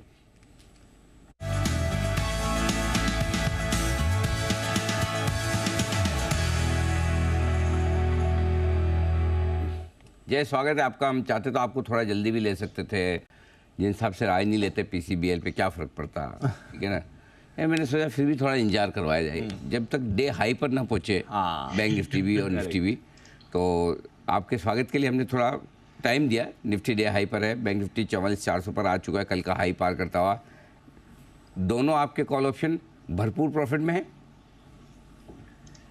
बिल्कुल Anil ji, very very good afternoon to Anil ji. बिल्कुल अनिल जी, एकदम जबरदस्त प्रॉफिट दोनों में ही देखने मिल रहा है। अगर आप देखें जो सुबह वाला ऑप्शन अनिल जी जो दिया था 140 166 के टारगेट्स के लिए, अनिल जी 200 हो गया है, तो डबल हो गया। वो 100 रुपये 99 100 रुपये वाला 200 रुपया हो गया अनिल जी। एंड कल जो अनिल जी दिया था, रिकमेंड किया था लगभग 62 रुपये पर अनिल जी, वो वाला कॉल ऑप्शन भी अनिल जी जबरदस्त एक मूव वहाँ पे आते हुए देखने मिला है। आई मीन उसमें भी अगर आप देखें तो 150 प्लस के लेवल्स देखने मिले, तो अच्छा मूव अनिल जी दोनों में ही देखने मिला है। और फ्रेश रिकमेंडेशन जो अनिल जी है वो निफ्टी का 19,900 का कॉल खरीदारी करने की है। 102 रुपये पर ये ट्रेड कर रहा है, इसको खरीदे 19,000 23 नवंबर दैट इज नेक्स्ट थर्सडे की एक्सपायरी का 102 रुपये पर खरीदा है। अनिल जी 19,775 800 तो लग रहा था। इम्पोर्टेंट अनिल जी ये हुआ है आज निफ्टी में कि अच्छी शॉर्ट कवरिंग तो एक्सपायरी पॉइंट ऑफ व्यू देखने मिल ही रही है, एंड ये कंटिन्यू रहेगी towards the end I think of the session. But important Anil ji ये हुआ है निफ्टी में कि 19,850 के लेवल्स जो है 17 अक्टूबर के, वो लेवल्स के ऊपर निफ्टी जाकर ट्रेड कर रहा है अभी। सो वो प्रीवियस अनिल जी रेजिस्टेंस था वो निकाला है, और जो हिसाब से डेटा शेप अप हो रहे डेरिवेटिव्स डेटा क्लियरली सजेस्ट कर रहा है कि यहाँ से फर्दर लॉन्ग बिल्डअप काफ़ी स्टॉक्स में देखने मिलता है। तो ये 102 रुपये पर खरीदे। यहाँ पे आपको स्टॉप लॉस लगाना होगा 67 का। टारगेट्स ऊपर में जो निकल कर आ रहे हैं जी 146 ये पहला टारगेट रहेगा, एंड 170 ये दूसरा टारगेट रहेगा। सो 146 170 ये दो टारगेट्स के लिए आप अब 19,900 का कॉल ऑप्शन खरीदे। इमीडिएटली जो अब टारगेट्स निफ्टी पर बन रहे हैं वो 19,925, 19,950 एंड देयर आफ्टर 20,000, ये 3 लेवल अनिल जी ऊपर निकल कर आ रहे हैं। बेस जो ऊपर बेस जो नीचे में 19,600 650 की मैंने सुबह बात की थी अनिल जी, वो शिफ्ट होकर अब हो चुका है 750 800। तो बाजार की बेस बढ़ रही है 750 800, जिसके अभी अलजी भी बात कर रहे थे, बढ़िया सपोर्ट 800 और फिर थोड़ा उसके नीचे 750 पर आता है। जय का भी व्यूअर, इसलिए अब आप कह रहे हैं अगले हफ्ते की, ना कि आज की, अगले हफ्ते की वीकली एक्सपायरी की 19,900 की निफ्टी की कॉल आप खरीद कर चलें। 102 में मिल रही है, 146 और 170 की यहाँ पर होंगे टारगेट्स। और निफ्टी के स्टॉक्स भी आपको अच्छे मोमेंटम में आते हुए दिख रहे हैं, led by IT of course, but hero MotoCorp इस समय टॉप गेनर है, ऑलमोस्ट 0.4% ऊपर। डॉक्टर रेड्डीज, इस पर भी एक्शन गर्म हो रहा है और स्टॉक में मूव भी आ रहा है। थोड़ी देर पहले कुछ खबर भी आई थी डॉक्टर रेड्डीज को लेकर। बंसल जी, एक बार जरा डॉक्टर रेड्डीज का चार्ट भी देखें, 150 रुपए की मूव आज ही आ रही है, 5,570 का लेवल सर। बिल्कुल दीपांशु, और यहाँ पर भी स्टॉक के अंदर एक ब्रेकआउट देखने को मिल रहा है, एक रिवर्सल देखने को मिल रहा है और रिस्क वर्थ टेकिंग लगता है। 5477 5477 का एक स्टॉप लॉस लगाना चाहिए और दीपांशु यहाँ पर खरीदारी करनी चाहिए 3-4 दिनों का व्यू बना के। 5740 के लक्ष्य के लिए खरीदारी की राय है डॉक्टर रेड्डीज। सभी काउंटर्स के बीच डॉक्टर रेड्डीज को मत भूलिएगा, एक अच्छी मूव दिखा रहा है। अपोलो हॉस्पिटल्स भी आपको अच्छी मूव दिखा रहा है, 2% की रैली आपको अपोलो हॉस्पिटल्स में भी इस समय बनती हुई दिख रही है। मोमेंटम में ये स्टॉक भी दिखेगा। वागे साहब, अपोलो हॉस्पिटल्स क्या करना है, डेज हाई पर इस समय सर? बाय करके चलना है। ये इनफैक्ट मैं ब्यूगल की सोच ही रहा था, उतने में मुझे सवाल पूछ लिया। क्लियर कट ब्रेकआउट है, बहुत ही अच्छा पैटर्न है, आपको बाय करके चलना है, BTST करके चलना है। मुझे लगता है ये 5,430-40 एक 70-80 रुपए की मूव आपको कल के दिन में दे सकता है। तो आप ये कह रहे हैं कि आपकी सोच से भी ज्यादा तेजी से सवाल पूछा गया बागले साहब? जी बिल्कुल, दीपांशु ने बहुत ही जल्दी पकड़ लिया है। मैं सोच रहा था कि मैं ब्यूगल के लिए हाथ ऊपर करूं और या मैसेज भेजूं, उतने में दीपांशु ने पूछ लिया। Very nice. दीपांशु अपने काम में एकदम माहिर साबित हुए, क्योंकि मैंने उनको कहा हुआ है जहां भी आपको लगे वागले साहब की सोच जाती हुई दिखे, वहीं पर आप बिल्कुल बने रहिए, पहले पकड़ ले। तो आपके ऊपर जो मैंने लगाया, स्पेसिफिकली मैंने दीपांशु को जो मैंने लगाया आपके पीछे, एकदम परफेक्ट रहा है। जी सर बताइए। अनिल जी, दीपांशु का जो तेज दिमाग है, इसका कारण मेरा मानना यह है कि उसके दिमाग पे कोई प्रेशर डालने वाला नहीं है उसके साथ में। क्या बात कर रहे हो? हाँ, ऐसा मेरे को लगता है। ये तो मेरे लिए कॉम्प्लीमेंट है। वाओ, मैं इतना प्रेशर डालता हूँ फिर पता नहीं चलता। नहीं अनिल जी, हेलो अनिल जी, मैं आपकी बात नहीं कर रहा हूँ। अच्छा अनिल जी, अनिल जी आप भी कमाल करते हो। अरे सर, ये तो मैं भूल ही गया। मैं तो ऑफिस की सोच रहा, घर की तो मैंने सोची नहीं। ओके। हाँ, तो दीप पे तो आधे ही, कितना 8-10 घंटे का ही तो प्रेशर पड़ता है, बाकी 13-14 घंटे तो आप आराम से। यस करेक्ट, जैन साहब सही कह रहे हैं वागले साहब। बिल्कुल बिल्कुल, एक्चुअली वागले साहब का जो सेंस ऑफ ह्यूमर है वो बहुत तगड़ा है, ये मान लिया मैंने आज। और मैंने भी यही सोचा था अनिल जी कि उनके पास में जो बैठे, मैं आपके ऊपर ही डाउट वो कर रहा था, बट ये तो बहुत ही जबरदस्त, तो बिजनेस पार्टनर। और साहब हमारे कैसे है ना, एक इंग्लैंड के ओपनर हुआ करते थे पहले, ग्राहम गुच, मुछो वाले। हाँ, मुछो वाले, थोड़ा ऐसा थोड़ा स्टाउट ऐसे है ना, हट्टे कट्टे टाइप से, थोड़ी हाइट भी कम है। वो सिंगल लेने में विश्वास नहीं कर, बोले कौन भागे इतना, क्या मेहनत करनी, आओ ढंगे वाले सीधा धाड़ से मारा चौका, 2-4 बॉल टाइम पास फिर चौका। ऐसा है ना, वागले साहब हर बॉल में हर एक में पार्टिसिपेट नहीं कर रहे, जब करेंगे ना तो वो 6 ही मारेंगे, ये मान के। तो जैन साहब बिल्कुल वो बॉल देख के एकदम 6 बाउंड्री के बाहर ही पहुंच जाते हैं। जी जैन साहब। नहीं, ये एक्चुअली आपने जो ग्राहम गुच का बोला, वो तो इंग्लैंड के थे। उसी टाइम पे ऑस्ट्रेलिया में एक प्लेयर हुआ करते थे, डेविड बून, उनकी याद आ गई मुझे। अरे डेविड बून ही, मैं ग्राहम गुच गलती से बोल गया, डेविड बून ही बोला था। ना डेविड बून, सॉरी। हाँ, डेविड बून थे वो, बराबर है। मैं क्रिकेट को बहुत ट्रैक करता था, इसलिए मुझे समझ में आ गया था। हाँ बिल्कुल, आप सही कह रहे हैं, डेविड बून, बिल्कुल मैं वो ग्राहम गुच बोल गया गलती। जी वंसल जी, आप भी हमारी गलती सुधारने में लगे। अरे अनिल जी, हाँ अनिल जी, वो ग्रैहम गुच ने तो रिवर्स स्वीप मारे थे अनिल जी रिलायंस कप में। मैंने कहा David Boon, Allan Border, Anil ji उस जमाने की बातें कर रहे हैं अनिल जी। और सबसे अच्छी बात क्या लगी मुझे कि अनिल जी आपकी हाजिर जवाबी, जैसे ही वागले जी ने बोला कि कोई प्रेशर नहीं, आपने किस तरीके से अनिल जी अपने ऊपर वो कॉम्प्लीमेंट लिया, Anil ji hats off to you. अगर आप मतलब कि आज हम मुंबई में होते या दिल्ली में होते तो आज ग्रैंड पार्टी दे रहे होते अनिल जी, कुणाल जी मेरे साथ मिलके। बस बाकी सारी बातें आपने ठीक की, एक्सेप्ट ये आखिरी सेंटेंस। क्यों? पार्टी वार्टी तो कुणाल जी देंगे नहीं। हाँ, बाकी सारी ठीक है। उम्मीद रखनी चाहिए, बिल्कुल रखें, कोई दिक्कत नहीं। उम्मीद रखिए एक और आईपीओ से जिससे आपको जिसको मिलेगा जबरदस्त रेस्पॉन्स। टाटा टेक्नोलॉजीज, इसका प्राइस बैंड तय हो चुका है, लोग इंतजार कर रहे हैं बेसब्री से। आइए आईपीओ के पहले क्या कुछ एक्शन होने जा रहा है, जरा इसको जांच लें, देख लें, और ये भी देख लें कि किस तरह से टाटा मोटर्स के शेयर होल्डर्स पर इसका असर पड़ेगा। तो कुशल हमारे साथ तैयार है, सारी डिटेल्स लेकर। कुशल बताइए। बिल्कुल सर, इंटरेस्टिंग बात ये है कि यहाँ पर टाटा टेक्नोलॉजीज़ का जो आईपीओ 22 तारीख को खुलेगा, 24 तारीख को बंद होने वाला है। उसमें मैं आपको खास बात बता दूं कि प्राइस बैंड तो आ चुका है और प्राइस बैंड के बाद मैंने वैल्यूएशन भी निकाली। इनफैक्ट पिछले एक महीने में आप देखिए तो यहाँ पर जो वैल्यूएशन है टाटा टेक्नोलॉजीज़ की वो 18 से 25% तक बढ़ती हुई नजर आई है। वो कैसे, वो भी मैं आपको बताता हूँ। बट इंटरेस्टिंग चीज़ ये भी है इसमें कि 2004 के बाद टाटा ग्रुप की तरफ से यहाँ पर एक आईपीओ आने वाला है। टीसीएस का याद होगा 2004 में आईपीओ आया था और अब आप देखिए यहाँ पर 19 साल 5 महीने बाद ये नया आईपीओ टाटा टेक्नोलॉजीज का आता हुआ दिख रहा है। अब अक्टूबर में यहाँ पर प्रमोटर जो टाटा मोटर्स है उन्होंने टीपीजी राइस क्लाइमेट को 401 रुपये 81 पैसे प्रति शेयर के भाव पर 9% हिस्सेदारी जो है बेची थी। तो कुल मिलाकर 1467 करोड़ का ये ट्रांजैक्शन हुआ था, जिसके अंतर्गत जो वैल्यूएशन थी एक महीने पहले वो 16,300 करोड़ रुपए की थी। और अब जो प्राइस बैंड आता हुआ दिखा है 475 से 500 रुपये प्रति शेयर का, उसमें प्राइस बैंड के लिहाज से जो आईपीओ वैल्यूएशन अब बन रही है, जो 15% तीन जो शेयर होल्डर्स हैं वो मिलाकर बेच रहे हैं, उसके हिसाब से 19,200 से 20,300 करोड़ रुपए की वैल्यूएशन ये बनती हुई दिख रही है। तो 3 से 4,000 करोड़ की वैल्यूएशन में आपको अपसाइड पिछले एक महीने में आती हुई नजर आ चुकी है। इनफैक्ट यहाँ पर कंपनी का जो सबसे बड़ा फोकस एरिया है वो ऑटोमोटिव डिवीजन ही है। ऑटोमोटिव इंडस्ट्रीज को ये कैटर करती है और उनसे जुड़े हुए जो सप्लायर्स हैं उनके लिए इंजीनियरिंग और रिसर्च एंड डेवलपमेंट का ये कंपनी काम करती है।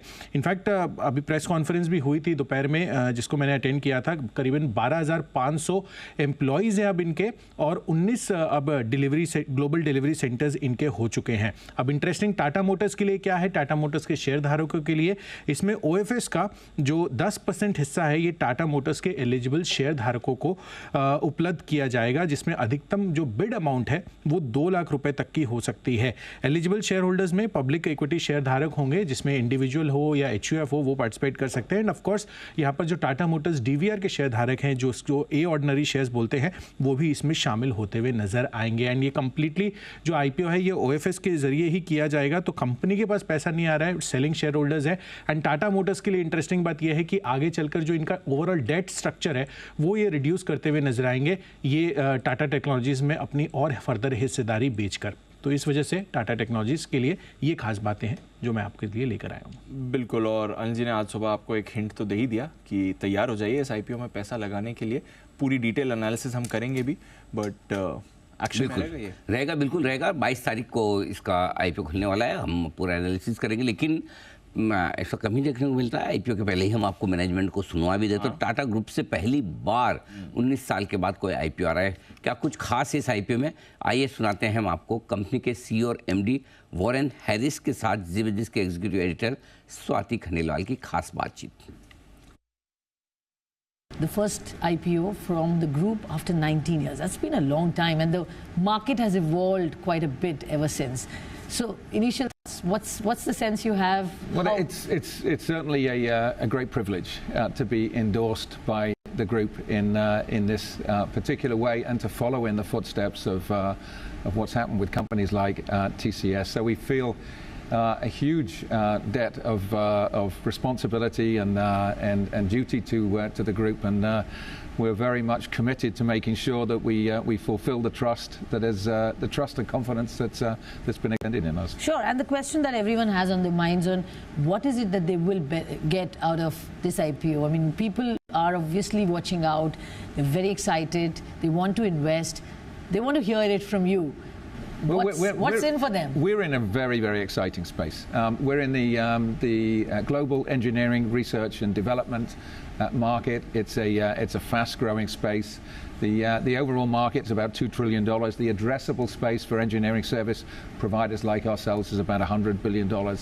And India today is contributing about 25% to that addressable market. But the exciting thing is that India is growing its contribution at a faster rate than the overall market. And so we're absolutely convinced that India will be the innovation and the global engineering hub for the manufacturing sector in the same way that it has become the central hub for IT services. And we, Tata Technologies, believe that we're in a great position. We are serving 3 industry verticals: automotive, aerospace, transport, construction, and heavy machinery. We are, as confirmed by Zinnov, the industry watch organization, the #1 automotive engineering service provider here in India. So we think we're well positioned. We've got a balanced onshore-offshore proposition. We cover the entire automotive value chain. There are a portfolio of vehicles that we've developed over the last 10 years that demonstrate our capabilities. So we think we've got all of the ingredients in place, all of the fundamentals in place to really exploit the opportunity that the market provides. IPO is entirely an OFS. Now, the money is not going to go into the company. Now, explain to us what was the rationale behind it? Well, the company's done very well in the recent past. We've been growing. We've been expanding our margins. The company is debt-free. We have a very healthy cash position on our balance sheet. And so we do not feel as though we need to raise capital to be able to reinforce the momentum that we've already established. तो offer for sale आने की तैयारी में Tata technologies की तरफ से नया issue नहीं किया जाएगा, लेकिन एग्जिस्टिंग इन्वेस्टर्स हैं वो इसमें हिस्सा बेचेंगे। जैन साहब भी हमारे साथ तैयार है। जैन साहब, आईपीओ की जांच पड़ताल कर ली, पढ़ाई लिखाई कर ली या अभी बाकी है? नहीं, बिल्कुल कर ली सर, और बहुत इंतजार था। और हमारे कुछ इन्वेस्टर्स और कुछ जो समझदार आईपीओ के इन्वेस्टर्स होते हैं, वो लोगों ने टाटा मोटर्स के एक शेयर हर फैमिली अकाउंट्स में लेके एटलीस्ट वो जो ओएफएस वाला पार्ट है टाटा मोटर्स के शेयर्स होल्डर्स के लिए, उस चीज को एक अच्छा मतलब उनको बेनिफिट मिल जाए। तो काफी दिनों से तैयारी है लोगों की, बहुत ही मच अवेटेड आईपीओ है। आज 19-20 साल बाद टीसीएस के बाद ऐसा बेहतरीन आईपीओ। और सबसे बढ़िया बात, hats off to Tata group. In fact क्या है कि देखिए नेक्स्ट वीक पूरा टाटा ग्रुप होएगा। मैं अभी इनफैक्ट ट्वीट ही कर रहा था अनिल जी, तो टीसीएस की बाईबैक की वो आ गई प्राइस, टीसीएस में आज माहौल बना, आईटी स्टॉक्स फॉर्म में आ गए, टाटा टेक्नोलॉजीज का आईपीओ आ रहा है। सो अमेजिंग, एंड टेबल पे काफी पैसा छोड़ेंगे ये लोग, अच्छी खासी प्राइसिंग पे आ रहे हैं और बहुत ही बेहतरीन फंडामेंटल्स। अभी जो स्वाति जी को सुन रहा था और उनके एमडी को सुना, और 475 से 500 का प्राइस बैंड, और उसके ऊपर अच्छी खासी एक मतलब मुझे लग रहा है कि प्राइसिंग आएगी। और 10 लाख के एप्लीकेशंस वाले और सब लोग बहुत ज्यादा एक्साइटेड है इस स्टॉक में पैसा लगाने के लिए। ओके, तो ये है आपके बिल्कुल टाटा टेक्नोलॉजीज के आईपीओ पर राय जैन साहब की तरफ से। जैन साहब अभी इस पर ट्वीट करके बताने ही वाले थे, और जितने में मैंने सवाल पूछ लिया, तो चलो मेरा भी सवाल की टाइमिंग, वागले साहब आपने नोटिस किया होगा, हाँ बुरी तो नहीं है, मतलब मैंने भी टाइम ने पूछ लिया ट्वीट हुआ तो नहीं ना जैन साहब अभी तक आपका? हाँ, ठीक है। जैसे वागले साहब का बिल्कुल बजने के पहले दीप ने सवाल पूछ लिया, मैंने भी आपको। अच्छा भाई जिन साहब ये शो के दौरान ट्वीट करते रहते हो आप बैठ के? नहीं, मैं देख रहा था। मैं एक्चुअली बहुत देर पहले ही बना चुका था। हाँ। और मैं ट्वीट करना भूल गया, शो की वजह से मैं भूल गया। हाँ। पहले मार्केट्स था और फिर मैं बटवा लगी आज ये बनता है। अच्छा बाय द वे शो के दौरान कौन कौन ट्वीट पढ़ता है या ट्वीट करता है, ये मुझे बताओ जरा, हाथ बोल क्या करे वो ट्वीट। अच्छा जैन साहब, कुणाल जी, ओके, मेहुल जी, ओके। जय किधर गए? जय भी तो थे ना, इधर ही पाए जाते थे। ओके बंसल जी, तो मैं इन सब में मेरे को लग रहे हैं मैच्योर बंसल जी। क्यों? जो है ना, मतलब बंसल जी ट्वीट पढ़ना बंद कर दिया शो के दौरान आपने? नहीं अनिल जी, मैं सिर्फ ट्वीट करता हूँ, टीवी के दौरान नहीं करता अनिल जी, सिर्फ ट्वीट कर देता हूँ, उसके बाद मैं पढ़ता तो अनिल जी अपने नोटिफिकेशन ही नहीं पढ़ता। हाँ। तो ट्वीट्स कहाँ पढ़ूंगा अनिल जी? नहीं, ये अच्छी आदत है एक्चुअली। अगर आप शो के दौरान ट्वीट पढ़ो ना, और स्पेशली वो कमेंट्स और ये, तो आप डिस्ट्रक्शन हो जाता है कई बार। तो बंसल जी ने अच्छी आदत डाल रखी है। पहले मैं भी पढ़ता था, फिर मैंने बंद कर दिया, अब नहीं, इसलिए पूरा ध्यान शो में ही रहता है, फोकस में रहता है। जी जैन साहब, नहीं, मैं तो अनिल जी शो के दौरान बहुत मेहनत करते हैं, न्यूज़पेपर भी पढ़ते रहते हैं, सब कुछ करते रहते हैं। और आज देखिए ट्वीट पढ़ने का फायदा क्या हो जाता है, जो सुबह में MM फोर्जिंग्स की जो फुल फॉर्म भूल गया था, तो उसका नाम है मद्रास मोटर्स। तो लोगों ने उसी टाइम पे ही हमें प्रॉम्प्ट कर दिया था। तो लोग इतना देखते, उससे ये आइडिया लग जाता है कि लोग हमें देख रहे हो, लाइव बेसिस पे कितने जवाब आ गए, मैसेजेस भी आ गए, व्हाट्सएप भी आ गए। ये बात तो सही है, बिल्कुल ठीक बात है। तो कहीं कहीं फायदा भी होता है अनडाउटेडली, लेकिन कहीं ट्रोल वोल हो रहा हो तो बंसल जी वाली स्ट्रेटेजी अपनाएं। जी कुणाल जी। अनिल जी देखिए, मैं तो केवल अनिल जी ट्वीट पढ़ता हूँ, ट्वीट भी केवल अनिल जी आपके पढ़ता हूँ। आप समय समय पर कोई ना कोई ट्वीट लाते हैं और कहते हैं कि अभी मैं ट्वीट करने वाला हूँ, उसका जवाब जरूर देना, तो अनिल जी देना पड़ता है। तो इसीलिए अनिल जी मैं ट्वीट केवल आपके पढ़ता हूँ शो के दौरान। ये तो और भी अच्छा है। बंसल जी सीखो आप कुणाल जी से कुछ। आइए तब तक हम वागले साहब से सीखते हैं, बिगुल के बाद वागले का वंडर।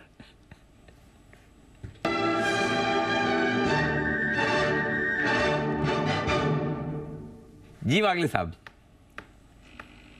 अनिल जी, BTST करके जाना है इंडिया सीमेंट ने। पिछले 10-12 दिनों का टॉप इसने क्लियर किया है, 220 वाला एक रेजिस्टेंस क्लियर किया है और 220.50 का करंट भाव है। तो मुझे लगता है ये 10 रुपए की मूव आपको आज और कल में देने के लिए तैयार है। 230 का मेरा टारगेट होगा, करंट भाव 220.50-60 है, आपका 217 का स्टॉप लॉस होना चाहिए, 230 का टारगेट। सीमेंट अभी सुमित जी की भी रिकमेंडेशन लिस्ट में आया 225-228 के टारगेट के लिए। वागले साहब को भी आ रहा है पसंद, खरीदे 230 के टारगेट के लिए। जय को क्या पसंद आ रहा है वो खुद बताएंगे जय, लेकिन उसके लिए हमें उनके लिए बजाना होगा बिगुल जय का जैकपॉट।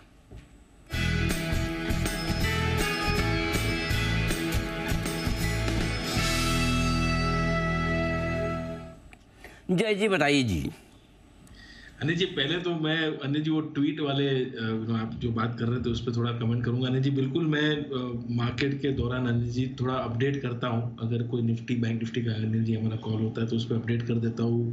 कोई स्टॉप लॉस रिवाइज करना होता है तो अनिल जी वो भी अपडेट कर देता हूँ। So just keeping the viewers of Zee business bit updated, उसके लिए अनिल जी करता हूँ। खास कर जैसे अगर आप देखें तो वो तो अच्छी आदत है ना, वो तो अच्छी आदत है, बढ़िया वो करना चाहिए। मैं बोला जो उस पर कमेंट आते हैं वो भी पढ़ते हो क्या, या वो नहीं पढ़ते बस वो? नहीं अनिल जी ज्यादा उस पर नहीं फोकस, तो अनिल जी इस पे अपडेट करने का रहता है। और अनिल जी अभी मैंने रिसेंटली अभी एक ट्वीट किया अनिल जी, जो अभी 100 रुपए के आसपास कॉल ऑप्शन दिया था, तो मैंने तो अनिल जी उसका stop loss revise on closing basis किया। वो ऑन एयर बता भी देता हूँ, 56 रुपए के ऑन क्लोजिंग बेसिस किया। और मार्केट में अनिल जी हायर लेवल से प्रॉफिट बुकिंग आई है तो उसमें बने रहने का एक्सपायरी का पॉइंट ऑफ व्यू वोलेटिलिटी देखने मिली, अदरवाइज मार्केट्स में एक अप ट्रेंड देखने मिल ही सकता है, तो वो अपडेट किया Anil ji. And fresh recommendation Anil ji जो है वो डॉक्टर रेड्डीज फ्यूचर्स पर है। ये ट्रेड कर रहा है अभी 55-60 के आसपास, 5560 के आसपास Anil ji doctor Reddy's futures trade कर रहा है। इस पर खरीदारी की मेरी सलाह है। जबरदस्त एक ब्रेकआउट सिमेट्रिकल ट्रायंगल पैटर्न में से और फॉलिंग चैनल में से देखने मिला है, with the double bottom in is daily momentum indicators में एक अच्छा डबल बॉटम इंडिकेटर में भी देखने मिला है, विच इज रेयर।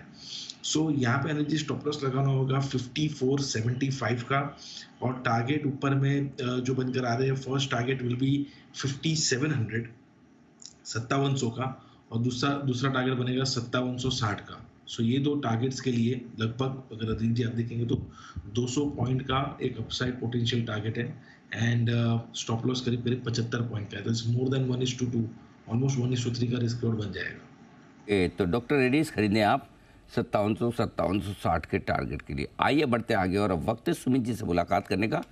सुमित के सुपरहिट।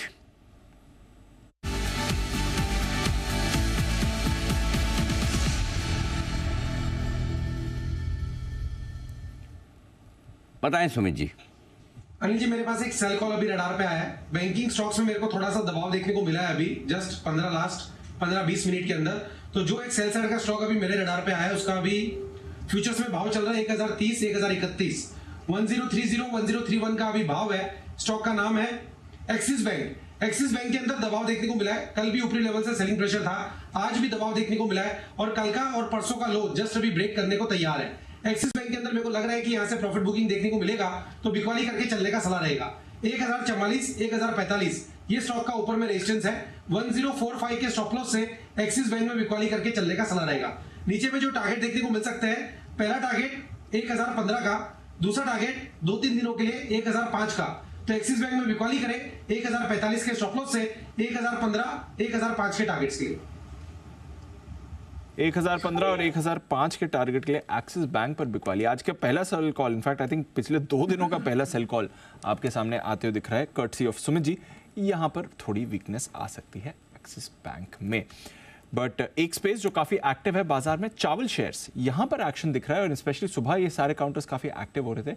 आइए जरा समझते हैं यहां पर क्या कुछ नया डेवलपमेंट हो रहा है। KRBL, LT फूड जैसे काउंटर्स में, कोहिनूर में आशीष हमारे साथ तैयार बताने के लिए। आशीष बताइए, सुबह तो ऑफकोर्स ज्यादा गेंस थी बट अभी भी अपनी गेंस होल्ड कर रहे हैं, क्या चल रहा है यहाँ पर? बिल्कुल दीपांशु, और इनफैक्ट LT फूड जैसे स्टॉक्स में अगर आप देखें तो 3% का मूव अभी भी देखने को मिल रहा है। कुछ खबरें आ रही हैं जहां पर बताया जा रहा है कि जो राइस ट्रेडर्स हैं अब वो लॉक इन कर रहे हैं कॉन्ट्रैक्ट्स को एक्सपोर्ट करने के लिए।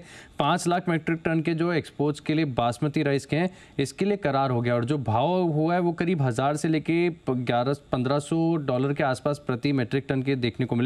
$950 प्रति टन के जो है यहाँ पर सरकार ने एक्सपोर्ट लिमिट तय की थी कि इस भाव के नीचे आप नहीं कर सकते। उसके बाद हमने देखा था कि यहाँ पर एक इम्पैक्ट भी देखने को मिला था, लेकिन डिमांड के जो ट्रेंड्स ट्रेडर्स की तरफ से आ रहे हैं वो काफ़ी इंटरेस्टिंग है। जो रिपोर्ट्स हैं वो बता रही है कि खासतौर पर अगर आप देखें तो मिडिल ईस्ट है, यहाँ पर डिमांड आपको काफ़ी बढ़िया देखने को मिल रही है और खासतौर पर अगर आप देखें तो यूरोप, यहाँ पर भी जो डिमांड है इसमें एक इजाफा देखने को मिला और जिस प्रकार से अगर आप देखें तो लगातार कीमतें भी जो बढ़ रही हैं, इसका एक सपोर्ट देखने को मिल रहा है, इसी का इम्पैक्ट। और यहाँ पर अगर आप देखें तो माना जा रहा है कि ये जो सीज़न है वो काफ़ी अच्छा हो सकता है, खासतौर पर जिस भाव पर ये कॉन्ट्रैक्ट कर रहे हैं। यहाँ पर जो पिछले साल के हिसाब से अगर आप देखें तो ग्रोथ भी देखने को मिल रही है।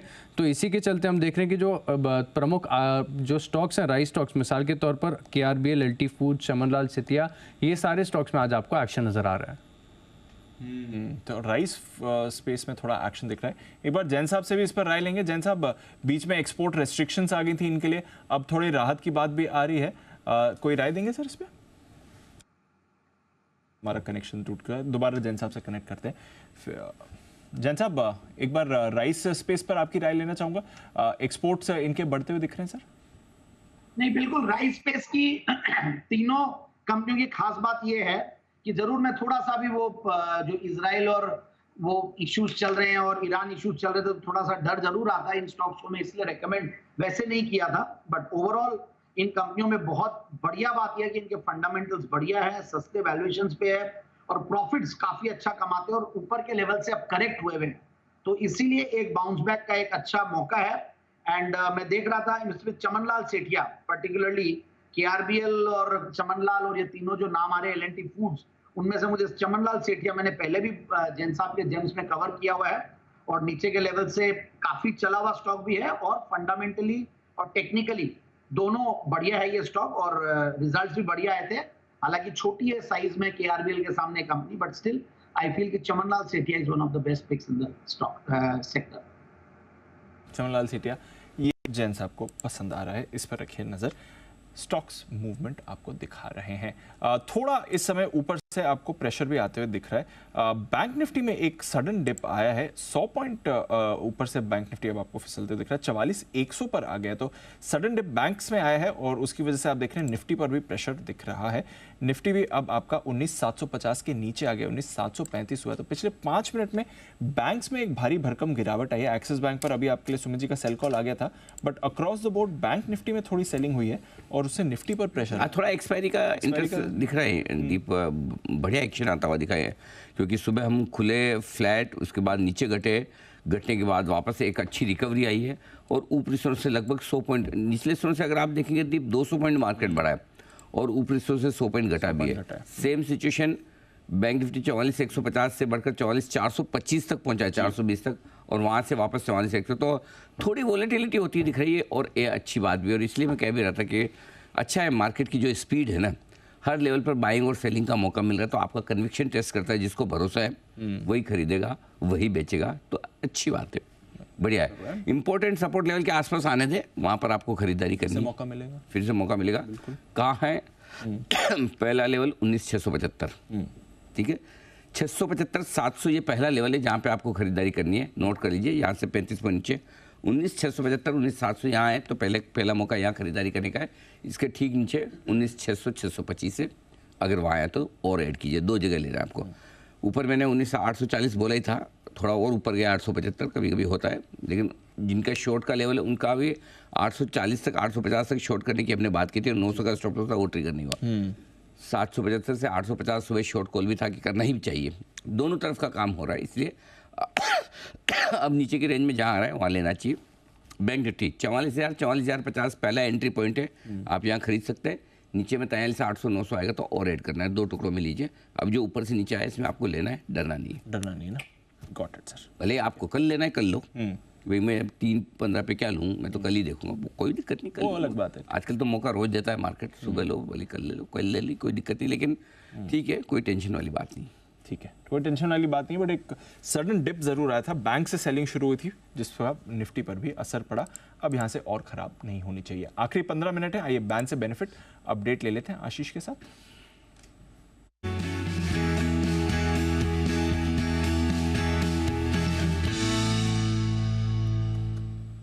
आशीष बताइए, 6 स्टॉक से बैन में क्या कुछ बदलाव हो सकते हैं? दीपांशु, ये जो 6 स्टॉक हमारे पास बैन में, इनमें से तो कोई बाहर फिलहाल निकल नहीं रहा, किसी की भी पोजीशन 80% से कम नहीं आई है। सबसे लीस्ट भी अगर आप देखें तो इंडिया बुल्स हाउसिंग फाइनेंस की है, लेकिन 81.75% है। समय हमारे पास 81.75।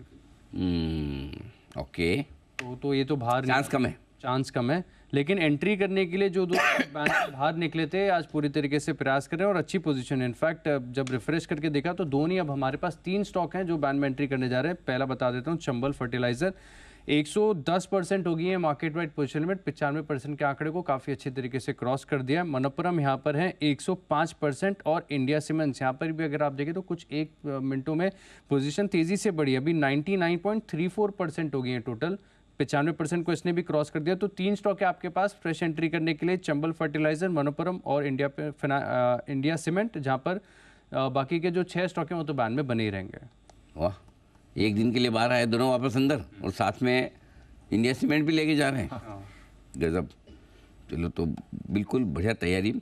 लेकिन निफ्टी दीप भले कमज़ोर हो रहा है, लेकिन कई सारे स्टॉक्स ऐसे हैं निफ्टी में जो बढ़िया सपोर्ट दे रहे हैं। मसलन आईटी देखिए, हम दिवाली के दिन बात भी कर रहे थे कि इस साल हमें आईटी सेक्टर बहुत अच्छा लगता है, और इस बार हमारा सेकंड दिवाली ऑफर में फार्मा के बाद आईटी था।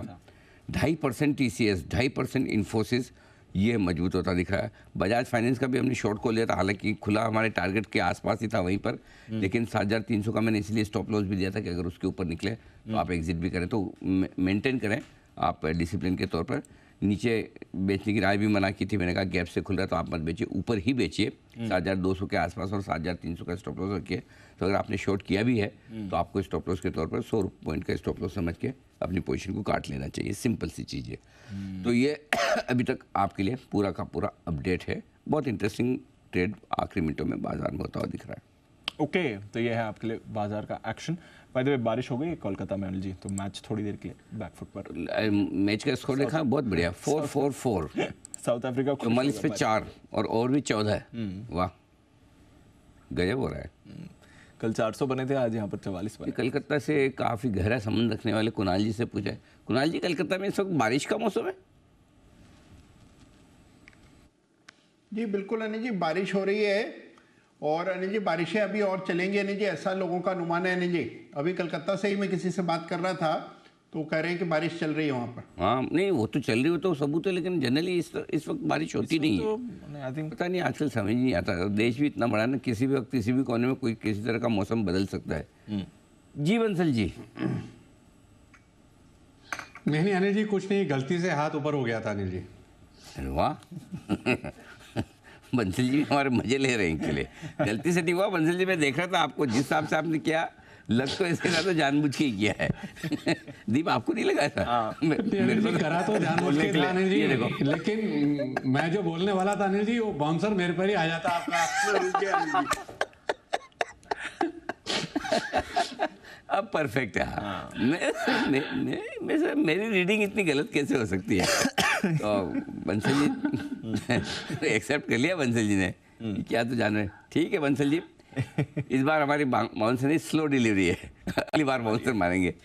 चलिए तो बच्चे, आखिरी 10 मिनट, आइए 3-20 की स्ट्रेटजी कर ली जाए। 3-20 की स्ट्रेटजी ले लेते हैं अनिल जी की।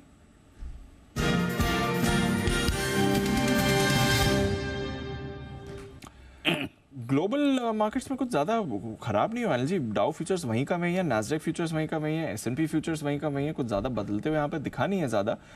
यूरोप के बाजार में भी कुछ ज़्यादा रिएक्शन नहीं आया है।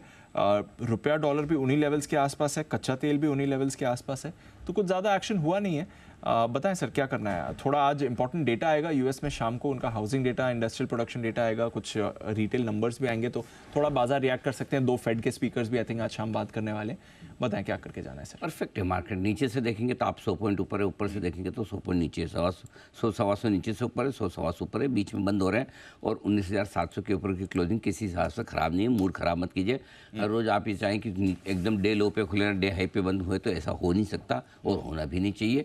बिल्कुल आप अच्छे लेवल पे खरीदें, अच्छे लेवल पे प्रॉफिट बुक करें, मौका दें। आप सोचो यही अगर आपने 19,840 पे बेचा था तो आपको घंटे भर बाद ही आराम से, घंटा भी नहीं लगा, आराम से वापस मिल भी गया एंट्री पॉइंट पे। सो अब कल सुबह के लिए फिलहाल अगर पोजीशन है होल्ड करें। डर लगता है तेजी की पोजीशन में तो 19,600 का पुट ऑप्शन खरीद के हेज कर लें। शॉर्ट हैं तो वैसे होने नहीं चाहिए, फिर भी हैं तो 19,900 का कॉल ऑप्शन आप अपने पास रख सकते हैं। फ्रेश पोजीशन कल सुबह बनाएं। कल अगर आपको वापस से मौका मिले नीचे की तरफ तो आप वहाँ पोजीशन बनाने की कोशिश कर सकते हैं, कोई दिक्कत वाली बात है नहीं। और कल 19,675 19,700 पहला सपोर्ट रेंज होगा, 575 625 दूसरी सपोर्ट रेंज होगी, तो उसको ध्यान में रखते हुए आप बना सकते हैं। फिर भी आज लेकर जाना ही चाहते हैं कि चलो आज तो बड़ा डे हाई पर नहीं बंद हो रहा, तो हो सकता है कल मुझे गैप अप मिल जाए, तो फिर ऐसी सिचुएशन में अगर 100 पॉइंट नीचे और खुले तो आप और ऐड करने की ताकत रखें तो लेकर जाइए। बैंक निफ्टी का जहाँ तक सवाल है दीप, 44,150 के आसपास ही बंद हो रहे हैं, कल के लोज के आसपास। कोई दिक्कत वाली बात नहीं, जब तक 44,000 के ऊपर ठीक है। तेजी की पोजीशन को हेज करना है तो 44,000 का पुट खरीद लें, मंदी है तो 44,400 का कॉल ऑप्शन खरीदें। मेरा ये समझना है बैंक निफ्टी आप कल के लिए रख सकते हैं। एक बार कल सुबह सुबह आपको 44,000 के आसपास, 44,050 के आसपास मौका मिले, वहाँ खरीदारी करने के बारे में सोच सकते हैं। सो ऐसे बाय ऑन डिप्स की स्ट्रेटेजी से चल रहा है, 1-2 टुकड़ों में धीमे धीमे सपोर्ट लेवल पे खरीदना है। बाय ऑन डिप्स बरकरार है, बिल्कुल कोई बदलाव नहीं। ऐसा कोई घंटे पर थोड़ी बदलाव होता है। हाँ, ऐसा बदलाव नहीं करता मैं, ऐसे 1-1 घंटे में थोड़ी। अभी तो थोड़ा ठीक है, हल्का फुल्का चलता है। आई थिंक ऊपर के लेवल्स पर किसी ने अपनी पोजीशन, वीकली एक्सपायरी भी है ना, थोड़ा बहुत तो एक्शन होना चाहिए। एक तो क्या हुआ, ऑप्शन में इतना वॉल्यूम होने लगा ना दीप, तो वो वीकली एक्सपायरी के दिन, मंथली एक्सपायरी के दिन जो बड़ा उतार चढ़ाव होता था निफ्टी में, वो आदतें छूट गई एक्चुअली। पहले आदतें बड़ी हुई थी बहुत उतार चढ़ाव की, रोज हम और एक्सपायरी आज वो होगा, उस चक्कर में होना ही बंद हो गया। और जब से हमने बात करना बंद किया, अब होना चालू हो गया। है ना, यही मार्केट की खास बात है। जो आप सोचते हो वैसा होता नहीं है। आप सोचते हो एक्सपायरी में वोलेटिलिटी होगी, नहीं होती। सोचते हो नहीं कोई कुछ नहीं होगा, इधर का इधर रहेगा, तो हो जाती, हो रही है। चलिए, ये है आपके लिए इस समय अनिल जी की राय। और देखते देखते बाय द वे नीचे से थोड़ा रिकवर भी हो चुका है निफ्टी, 19,750 के इर्द गिर्द सपोर्ट लेने की कोशिश करते हुए इस समय। आइए, ऑटोज बढ़िया फ्लेवर में रहे हैं और कुशल से बात की जाए। कुशल, कुछ अपडेट्स आए हैं त्योहारी सीजन में। मुझे याद है त्योहारी सीजन के बिल्डअप में हमने बात करी थी कि कैसे इस बार एक्सपेक्टेशन है कि बढ़िया सेल्स रहेंगी, और अब जो त्योहारी सीजन खत्म हो गया है, जरा बताइए किस तरह का सेल्स का ट्रेंड रहा है? बिल्कुल दीप, आप देखिए दशहरे तक तो हम ऑलरेडी डिस्कस कर चुके थे, पर उसके बाद अभी हमने भाई दूज तक इस चीज़ को फैक्टर इन किया है। ओणम से लेकर भाई दूज तक पैसेंजर व्हीकल्स की रिकॉर्ड बिक्री होती हुई दिखी है इस बारी इस फेस्टिव सीजन में। इनफैक्ट 17 अगस्त से 14 नवंबर के बीच करीबन 11.38 लाख यूनिट्स अब जो पैसेंजर व्हीकल्स की है वो बिकती हुई नजर आई है। इसमें एक तो छोटी कारें जिन्हें हम हैचबैक के नाम से जानते हैं, साथ ही सेडान्स और SUV ये शामिल हैं। और पिछली बार 2020 में हमने करीबन 9.5 लाख 9.34 लाख इतनी नंबर ऑफ गाड़ियां बिकते हुए देखी थी। कुल बिक्री में छोटी कारों का जो भी शेयर है फेस्टिव सीजन के दौरान आमतौर पर बढ़ जाता है, और इस बार भी यही होता हुआ दिखा था। 27% से बढ़कर 30% अब यहां पर यह हिस्सा इनका होता हुआ दिखा इस फेस्टिव सीजन के दौरान। और SUV का तो ऑब्वियसली लायन शेयर है 48-49% का। ऑफकोर्स मारुति सुजुकी ने यहां पर करीबन 4.9 लाख यूनिट्स बेची हैं और इनका मार्केट शेयर भी इंप्रूव हुआ है। और Hyundai ने भी लगभग 1.65 लाख यूनिट्स ये बेचते हुए नजर आए हैं, जिसमें 65% हिस्सा इनकी SUVs का शामिल था। टू व्हीलर की सेगमेंट में हीरो मोटोकॉर्प ने भी काफी शानदार प्रदर्शन किया था, जिसमें नवरात्रि से भाई दूज के बीच यहां पर करीबन 32 फेस्टिव सीजन में 14 लाख यूनिट्स ये बेचते हुए नजर आए थे। और अगर आप कंपैरिजन करेंगे तो FY20 में इनफैक्ट FY21 जो कि कोविड के बाद वाला जो रिकवरी फेज था उसमें करीबन 38% की ग्रोथ फेस्टिव सीजन के दौरान हमें आती हुई दिखी थी। पर FY24 में ये जो मौजूदा FY24 में जिस तरह के नंबर्स आते हुए दिख रहे हैं वो काफ़ी ज़्यादा शानदार है। पिछले साल के मुकाबले, फेस्टिव सीजन के मुकाबले 40.5% की ग्रोथ आई है, यानी कि जो कोविड लॉस थे उससे रिकवरी हुई थी उसको भी इस बार ये बीट करते हुए नजर आए हैं इस फेस्टिव सीजन में। तो बहुत ही शानदार प्रदर्शन रहा है इस फेस्टिव सीजन में ऑटोज का। बढ़िया प्रदर्शन रहा है और हम देख भी रहे हैं लगातार ऑटो सेल्स के आंकड़ों में ये रिफ्लेक्ट हो रहा है, ऑटो अर्निंग्स में ये रिफ्लेक्ट हो रहा है और जिस तरह की मूव्स आई हैं, स्पेशली कल जो ये सारे ऑटो स्टॉक्स ब्रेकआउट दिखा रहे थे, आज भी कई सारे ऑटो काउंटर्स मूव दिखा रहे हैं। लाइफ हाई पर ऑटो इंडेक्स है आपका, उसका भी इम्पैक्ट दिख रहा है। जैन साहब, मोमेंटम ये बरकरार रखेंगी कंपनीज जिस तरह से ऑटो बिक्री के आंकड़े आ रहे हैं और आपकी तरफ से भी कुछ रिकमेंडेशंस आई हैं, बाकी एक्सपर्ट्स भी पसंद कर रहे हैं? बिल्कुल, इसीलिए मैं हमेशा ऑटो इंसुलरी की बात करता हूँ और मुझे बहुत ज्यादा ये सेक्टर बढ़िया लगता है। और देखिए आप जिस तरीके से मारुति, मुझे संभव लगता है कि वहां पे एक अच्छा मूव आ सकता है, थोड़ा अंडर प्ले किया सेक्टर को और बहुत बढ़िया लेवल्स पे है, रिस्क रिवॉर्ड रेशियो भी बढ़िया है। तो ऑटो सेक्टर पे आई एम क्वाइट बुलिश और जो ये नंबर्स है ये बहुत ही बढ़िया और आगे भी आने वाले सालों में मुझे लगता है कि ऑटो नंबर्स और बढ़िया आएंगे। और हीरो मोटोकॉर्प देखिए जिस तरीके से आज अच्छा चला और आगे भी चलना चाहिए, थोड़ा अगर सेक्टर को देखें तो ये अंडर प्ले कर रहा था। और auto ancillary stocks again I am very bullish on them, बहुत सारे स्टॉक्स एक के बाद एक रिकमेंड करते आए हैं। तो 2 व्हीलर्स, 4 व्हीलर्स, पैसेंजर व्हीकल्स और ये सारी चीजें अच्छी, और इनके जो डीलरशिप्स वाले स्टॉक्स हैं उन पे भी ध्यान दिया जा सकता है। जैसे कि हालांकि लैंडमार्क कार्ड्स का भी IPO आया, लैंडमार्क कार्ड्स है और भी 1-2 कंपनियां लिस्टेड है। तो लगता है ये सारी जो चीजें, पूरी जो इकोसिस्टम है, इस पे ध्यान देना चाहिए। ओके, तो ये है आपके लिए कुछ ऑटो काउंटर्स जहां पर रखनी है नजर। जुबिलेंट फूड की हमने बात करी थी शो के शुरुआत में, कुछ बड़ी ब्लॉक डील्स भी उस पर होते हुए दिख रहे हैं। 10 लाख शेयर्स के कई सौदे अभी जुबिलेंट फूड के काउंटर में हुए हैं। रखेंगे इसको रेडार पर भी और देखते हैं कल कैसी मूव आएगी। मूव बरकरार है बाजार में, निचले स्तरों से अभी इंडियाबुल्स हाउसिंग में थोड़ा एक्शन दिखा है, इसको रेडार पर रखें। और मन्नापुरम में आपको एक्शन दिखा है, इसको भी रेडार पर रखिए, मूव आ रही है। HAL भी एक्टिव ही है, सुबह वागले साहब की तरफ से बाय कॉल भी आया था। वागले साहब, HAL अगर सुबह कॉल लिया था, कैरी फॉरवर्ड करना है, क्या करें इस व्यू में सर? दीपांशु, पैटर्न अभी भी अच्छा है लेकिन थोड़ा सा साइडवेज चल रहा है। अगर आपका पोजिशनल व्यू है तो मेरा मानना है ये 2200 तक भी जा सकता है। 2200 तक ये जा सकता है, इस पर रखिएगा नजर। एक्शन में एक काउंटर आ रहा है इस समय। ओबरॉय रियल्टी ये भी अच्छा एक्शन दिखा रहा है, 2.25% ऊपर बंद हो रहा है। कल भी हमने देखा था इस स्टॉक पर भारी भरकम मूव आपको आती हुई दिख रही थी। हिमांशु जी, एक कॉल जरा दे दें ओबरॉय रियल्टी के चार्ट पर भी सर। जी देखिए रियलिटी स्टॉक्स में F&O सेगमेंट में ये स्टॉक ऐसा है जो अपने आप की एक स्ट्रॉन्ग स्टॉक बहुत अच्छी बुल रन में है। इनफैक्ट काफी समय से इसमें consistently higher highs higher lows बनते हुए नजर आ रहे हैं। करंट लेवल्स पर थोड़ा सा risk reward from a short term trading perspective match नहीं करता क्योंकि वर्टिकल रैली स्टॉक में देखने को मिली है। तो फ्रेश एंट्री के लिए मुझे लगता है कि अगर कोई गिरावट स्टॉक में 1300, 1280-90 के आसपास मिलती है तो वहां पर एंट्री करें। हाँ, medium to long term perspective से अगर आपके पास ये स्टॉक है तो डेफिनेटली होल्ड करें। मुझे लगता है ये स्टॉक कुछ हफ्तों में 1500 रुपए तक जाने का पोटेंशियल रखता है। ओके, तो ये है आपके लिए एक्शन में आते हुए बाजार। चलिए क्लोजिंग की तरफ बढ़ते हैं और हफ्ता अच्छा रहा है, आज का दिन भी अच्छा रहा। एंड में आपने थोड़ा बैंक निफ्टी में सेल ऑफ देखा, उसका निफ्टी पर भी प्रेशर आया, बट नीचे से बैंक निफ्टी भी रिकवर हो गया। 50 अंक नीचे बंद होने की तैयारी में, निफ्टी आपके लिए 19,750 होल्ड करने की तैयारी में दिख रहा है। IT आज का टॉप गेनर था, हालांकि हीरो मोटो में बढ़िया मूव आई। निफ्टी का टॉप गेनर हीरो मोटो था, बट इंडेक्स और सेक्टोरल पार्टिसिपेशन में IT सबसे आगे था। 1 महीने की ऊंचाई पर index. HCL, tech Mahindra, TCS, Infosys बढ़िया खरीदारी इन काउंटर्स में दिखी। विप्रो का भी पार्टिसिपेशन आपको दिखा है। मूव डॉक्टर रेड्डीज में अच्छी खासी आती हुई दिखी है। अपोलो हॉस्पिटल्स एक्टिव हो रहा था। NTPC, M&M, BPCL, Titan, ONGC, Sun Pharma, Asian Paints, Bajaj Auto, Adani Ports, IndusInd Bank, SBI Life, यहाँ पर भी आपको बढ़िया मूव दिखी है। वीकनेस थी एक्सिस बैंक में 1.5% का cut. Power grid dividend adjustment था, अगर वो हटा दे तो एकदम फ्लैट है। कोल इंडिया में आज थोड़ी प्रॉफिट बुकिंग देखी है। ICICI bank, Tata consumer, ITC, L&T, Nestle, JSW steel, UPL, यहाँ पर भी कुछ एक्शन नहीं हुआ। रिलायंस इंडस्ट्रीज आपका एकदम फ्लैट बंद होते हुए दिख रहा है। वायदा कारोबार मन्नापुरम कल भी 7.5% ऊपर था, आज भी 7.5% ऊपर है। जबरदस्त फॉर्म में ये काउंटर है, 160 का लेवल आज इसने क्रॉस किया है। Mid cap IT, Coforge, emphasis, Birla soft, LTI Mindtree, L&T technologies, ये सारे काउंटर्स आपको जबरदस्त मूवमेंट दिखे। परसिस्टेंट सिस्टम्स में भी खरीदारी रही। डिक्सन टेक पर अभी कॉल आया था, यहाँ पर अच्छा एक्शन दिखा है। India cements, Glenmark, Polycab, HPCL, city union bank, ये सारे काउंटर्स अच्छे मोमेंटम में थे। वीकनेस मैक्स फाइनेंशियल में थी। डेल्टा कॉप आज 1.25% कट दिखा रहा था। REC, हिंदुस्तान कॉपर अच्छी रैली के बाद आज मुनाफा वसूली हुई है। Godrej consumer, LIC housing, L&T finance, Balrampur चीनी, चोला इन्वेस्टमेंट, PI इंडस्ट्रीज, यहाँ पर भी थोड़ी नरमी आपको दिखी है। कैश मार्केट, कई सारे काउंटर्स आपको आज अच्छे फॉर्म में आते हुए दिखे हैं। कैश स्पेस से भी काफी एक्टिविटी बनी हुई थी। वॉकहार्ड 15% ऊपर बंद हो रहा है आपके लिए। स्टरलाइट टेक में 9% की तेजी थी। मैपमा इंडिया लाइफ हाई 7-8% ऊपर बंद हो रहा है। KNR कंस्ट्रक्शंस में 8.5% का उछाल था। KPIT टेक और Tata Elxsi mid cap IT से ये भी काफी एक्टिव थे। वेल्सपन कॉप, यहाँ पर भी आपने बढ़िया मूव बनती हुई देखी है।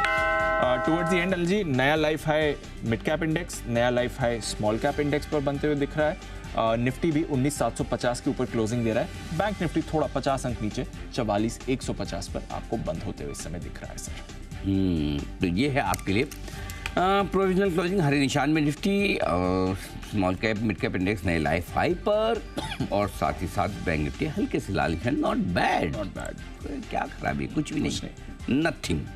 ओके, लेकिन आज वैसे थोड़ा बहुत जो तनाव हुआ है आखिरी 1 घंटे में, अगर किसी एक्सपर्ट को, अगर किसी दर्शक को, तो हम उसके लिए मतलब भरपाई करने को तैयार हैं। हाँ बिल्कुल। अगर आप सोचो कि हम माफ़ी मांगेंगे या खेत जताएंगे, ऐसा तो कुछ हुआ नहीं, और हुआ तो भी हमने कुछ किया नहीं है, तो मार्केट का है।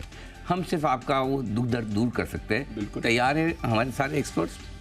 बात दुनिया की, ये है वो शो जो गुरुवार की शाम आपका तनाव दूर कर देता है। एक झलक। आज बात दुनिया की में देखिए दुनिया भर की रोचक खबरें। जानिए कहां हुए एलियंस की पूरी फैमिली के दर्शन। अंतरिक्ष में कई दिनों से तैर रहा है बैग, आखिर किस यात्री के हाथ से छूट गया ये बैग?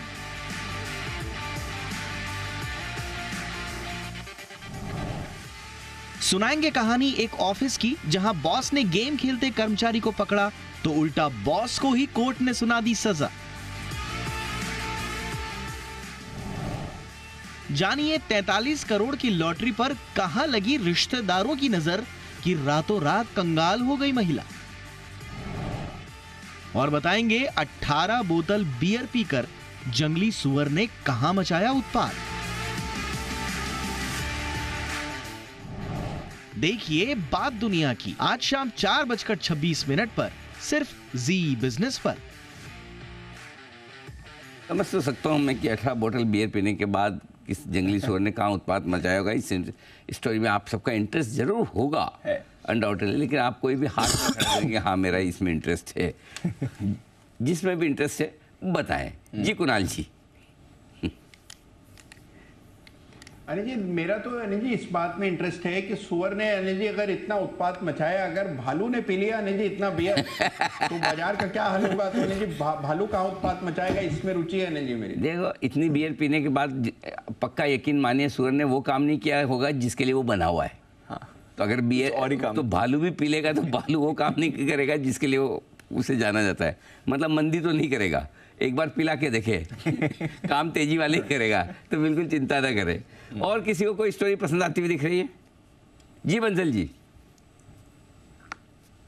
अनिल जी, वो महिला की लॉटरी वाली अनिल जी कैसे नजर लगी अनिल जी, मेरे को समझ नहीं आ रहा। मेरी भी कुछ लोगों के पोर्टफोलियो पे नजर अनिल जी नजर लगी नहीं रही है। तो अनिल जी उस महिला से मतलब कि मिलके समझना चाहता हूँ कि क्या करा उसके रिश्तेदारों ने जो उसको नजर लग गई अनिल जी। सावधान रहे भाई लोगों। मंजिल जी अलग अलग प्रयोजन से स्टोरी देखना चाहते हैं, वो स्टोरी देखकर समझकर दूसरे पोर्टफोलियो पे नजर डालेंगे। जी जैन साहब। वो अंतरिक्ष वाली बैग, उसमें क्या चीज है अनिल को समझनी है। और वो बॉस वाली स्टोरी, मतलब कौन सा गेम उस काम ने खेला कि गेम में वो अंदर चला गया, मतलब बॉस अंदर चला गया। गलत था बॉस एकदम। ऐसा ऑब्जेक्ट मेरे जैसा होना चाहिए।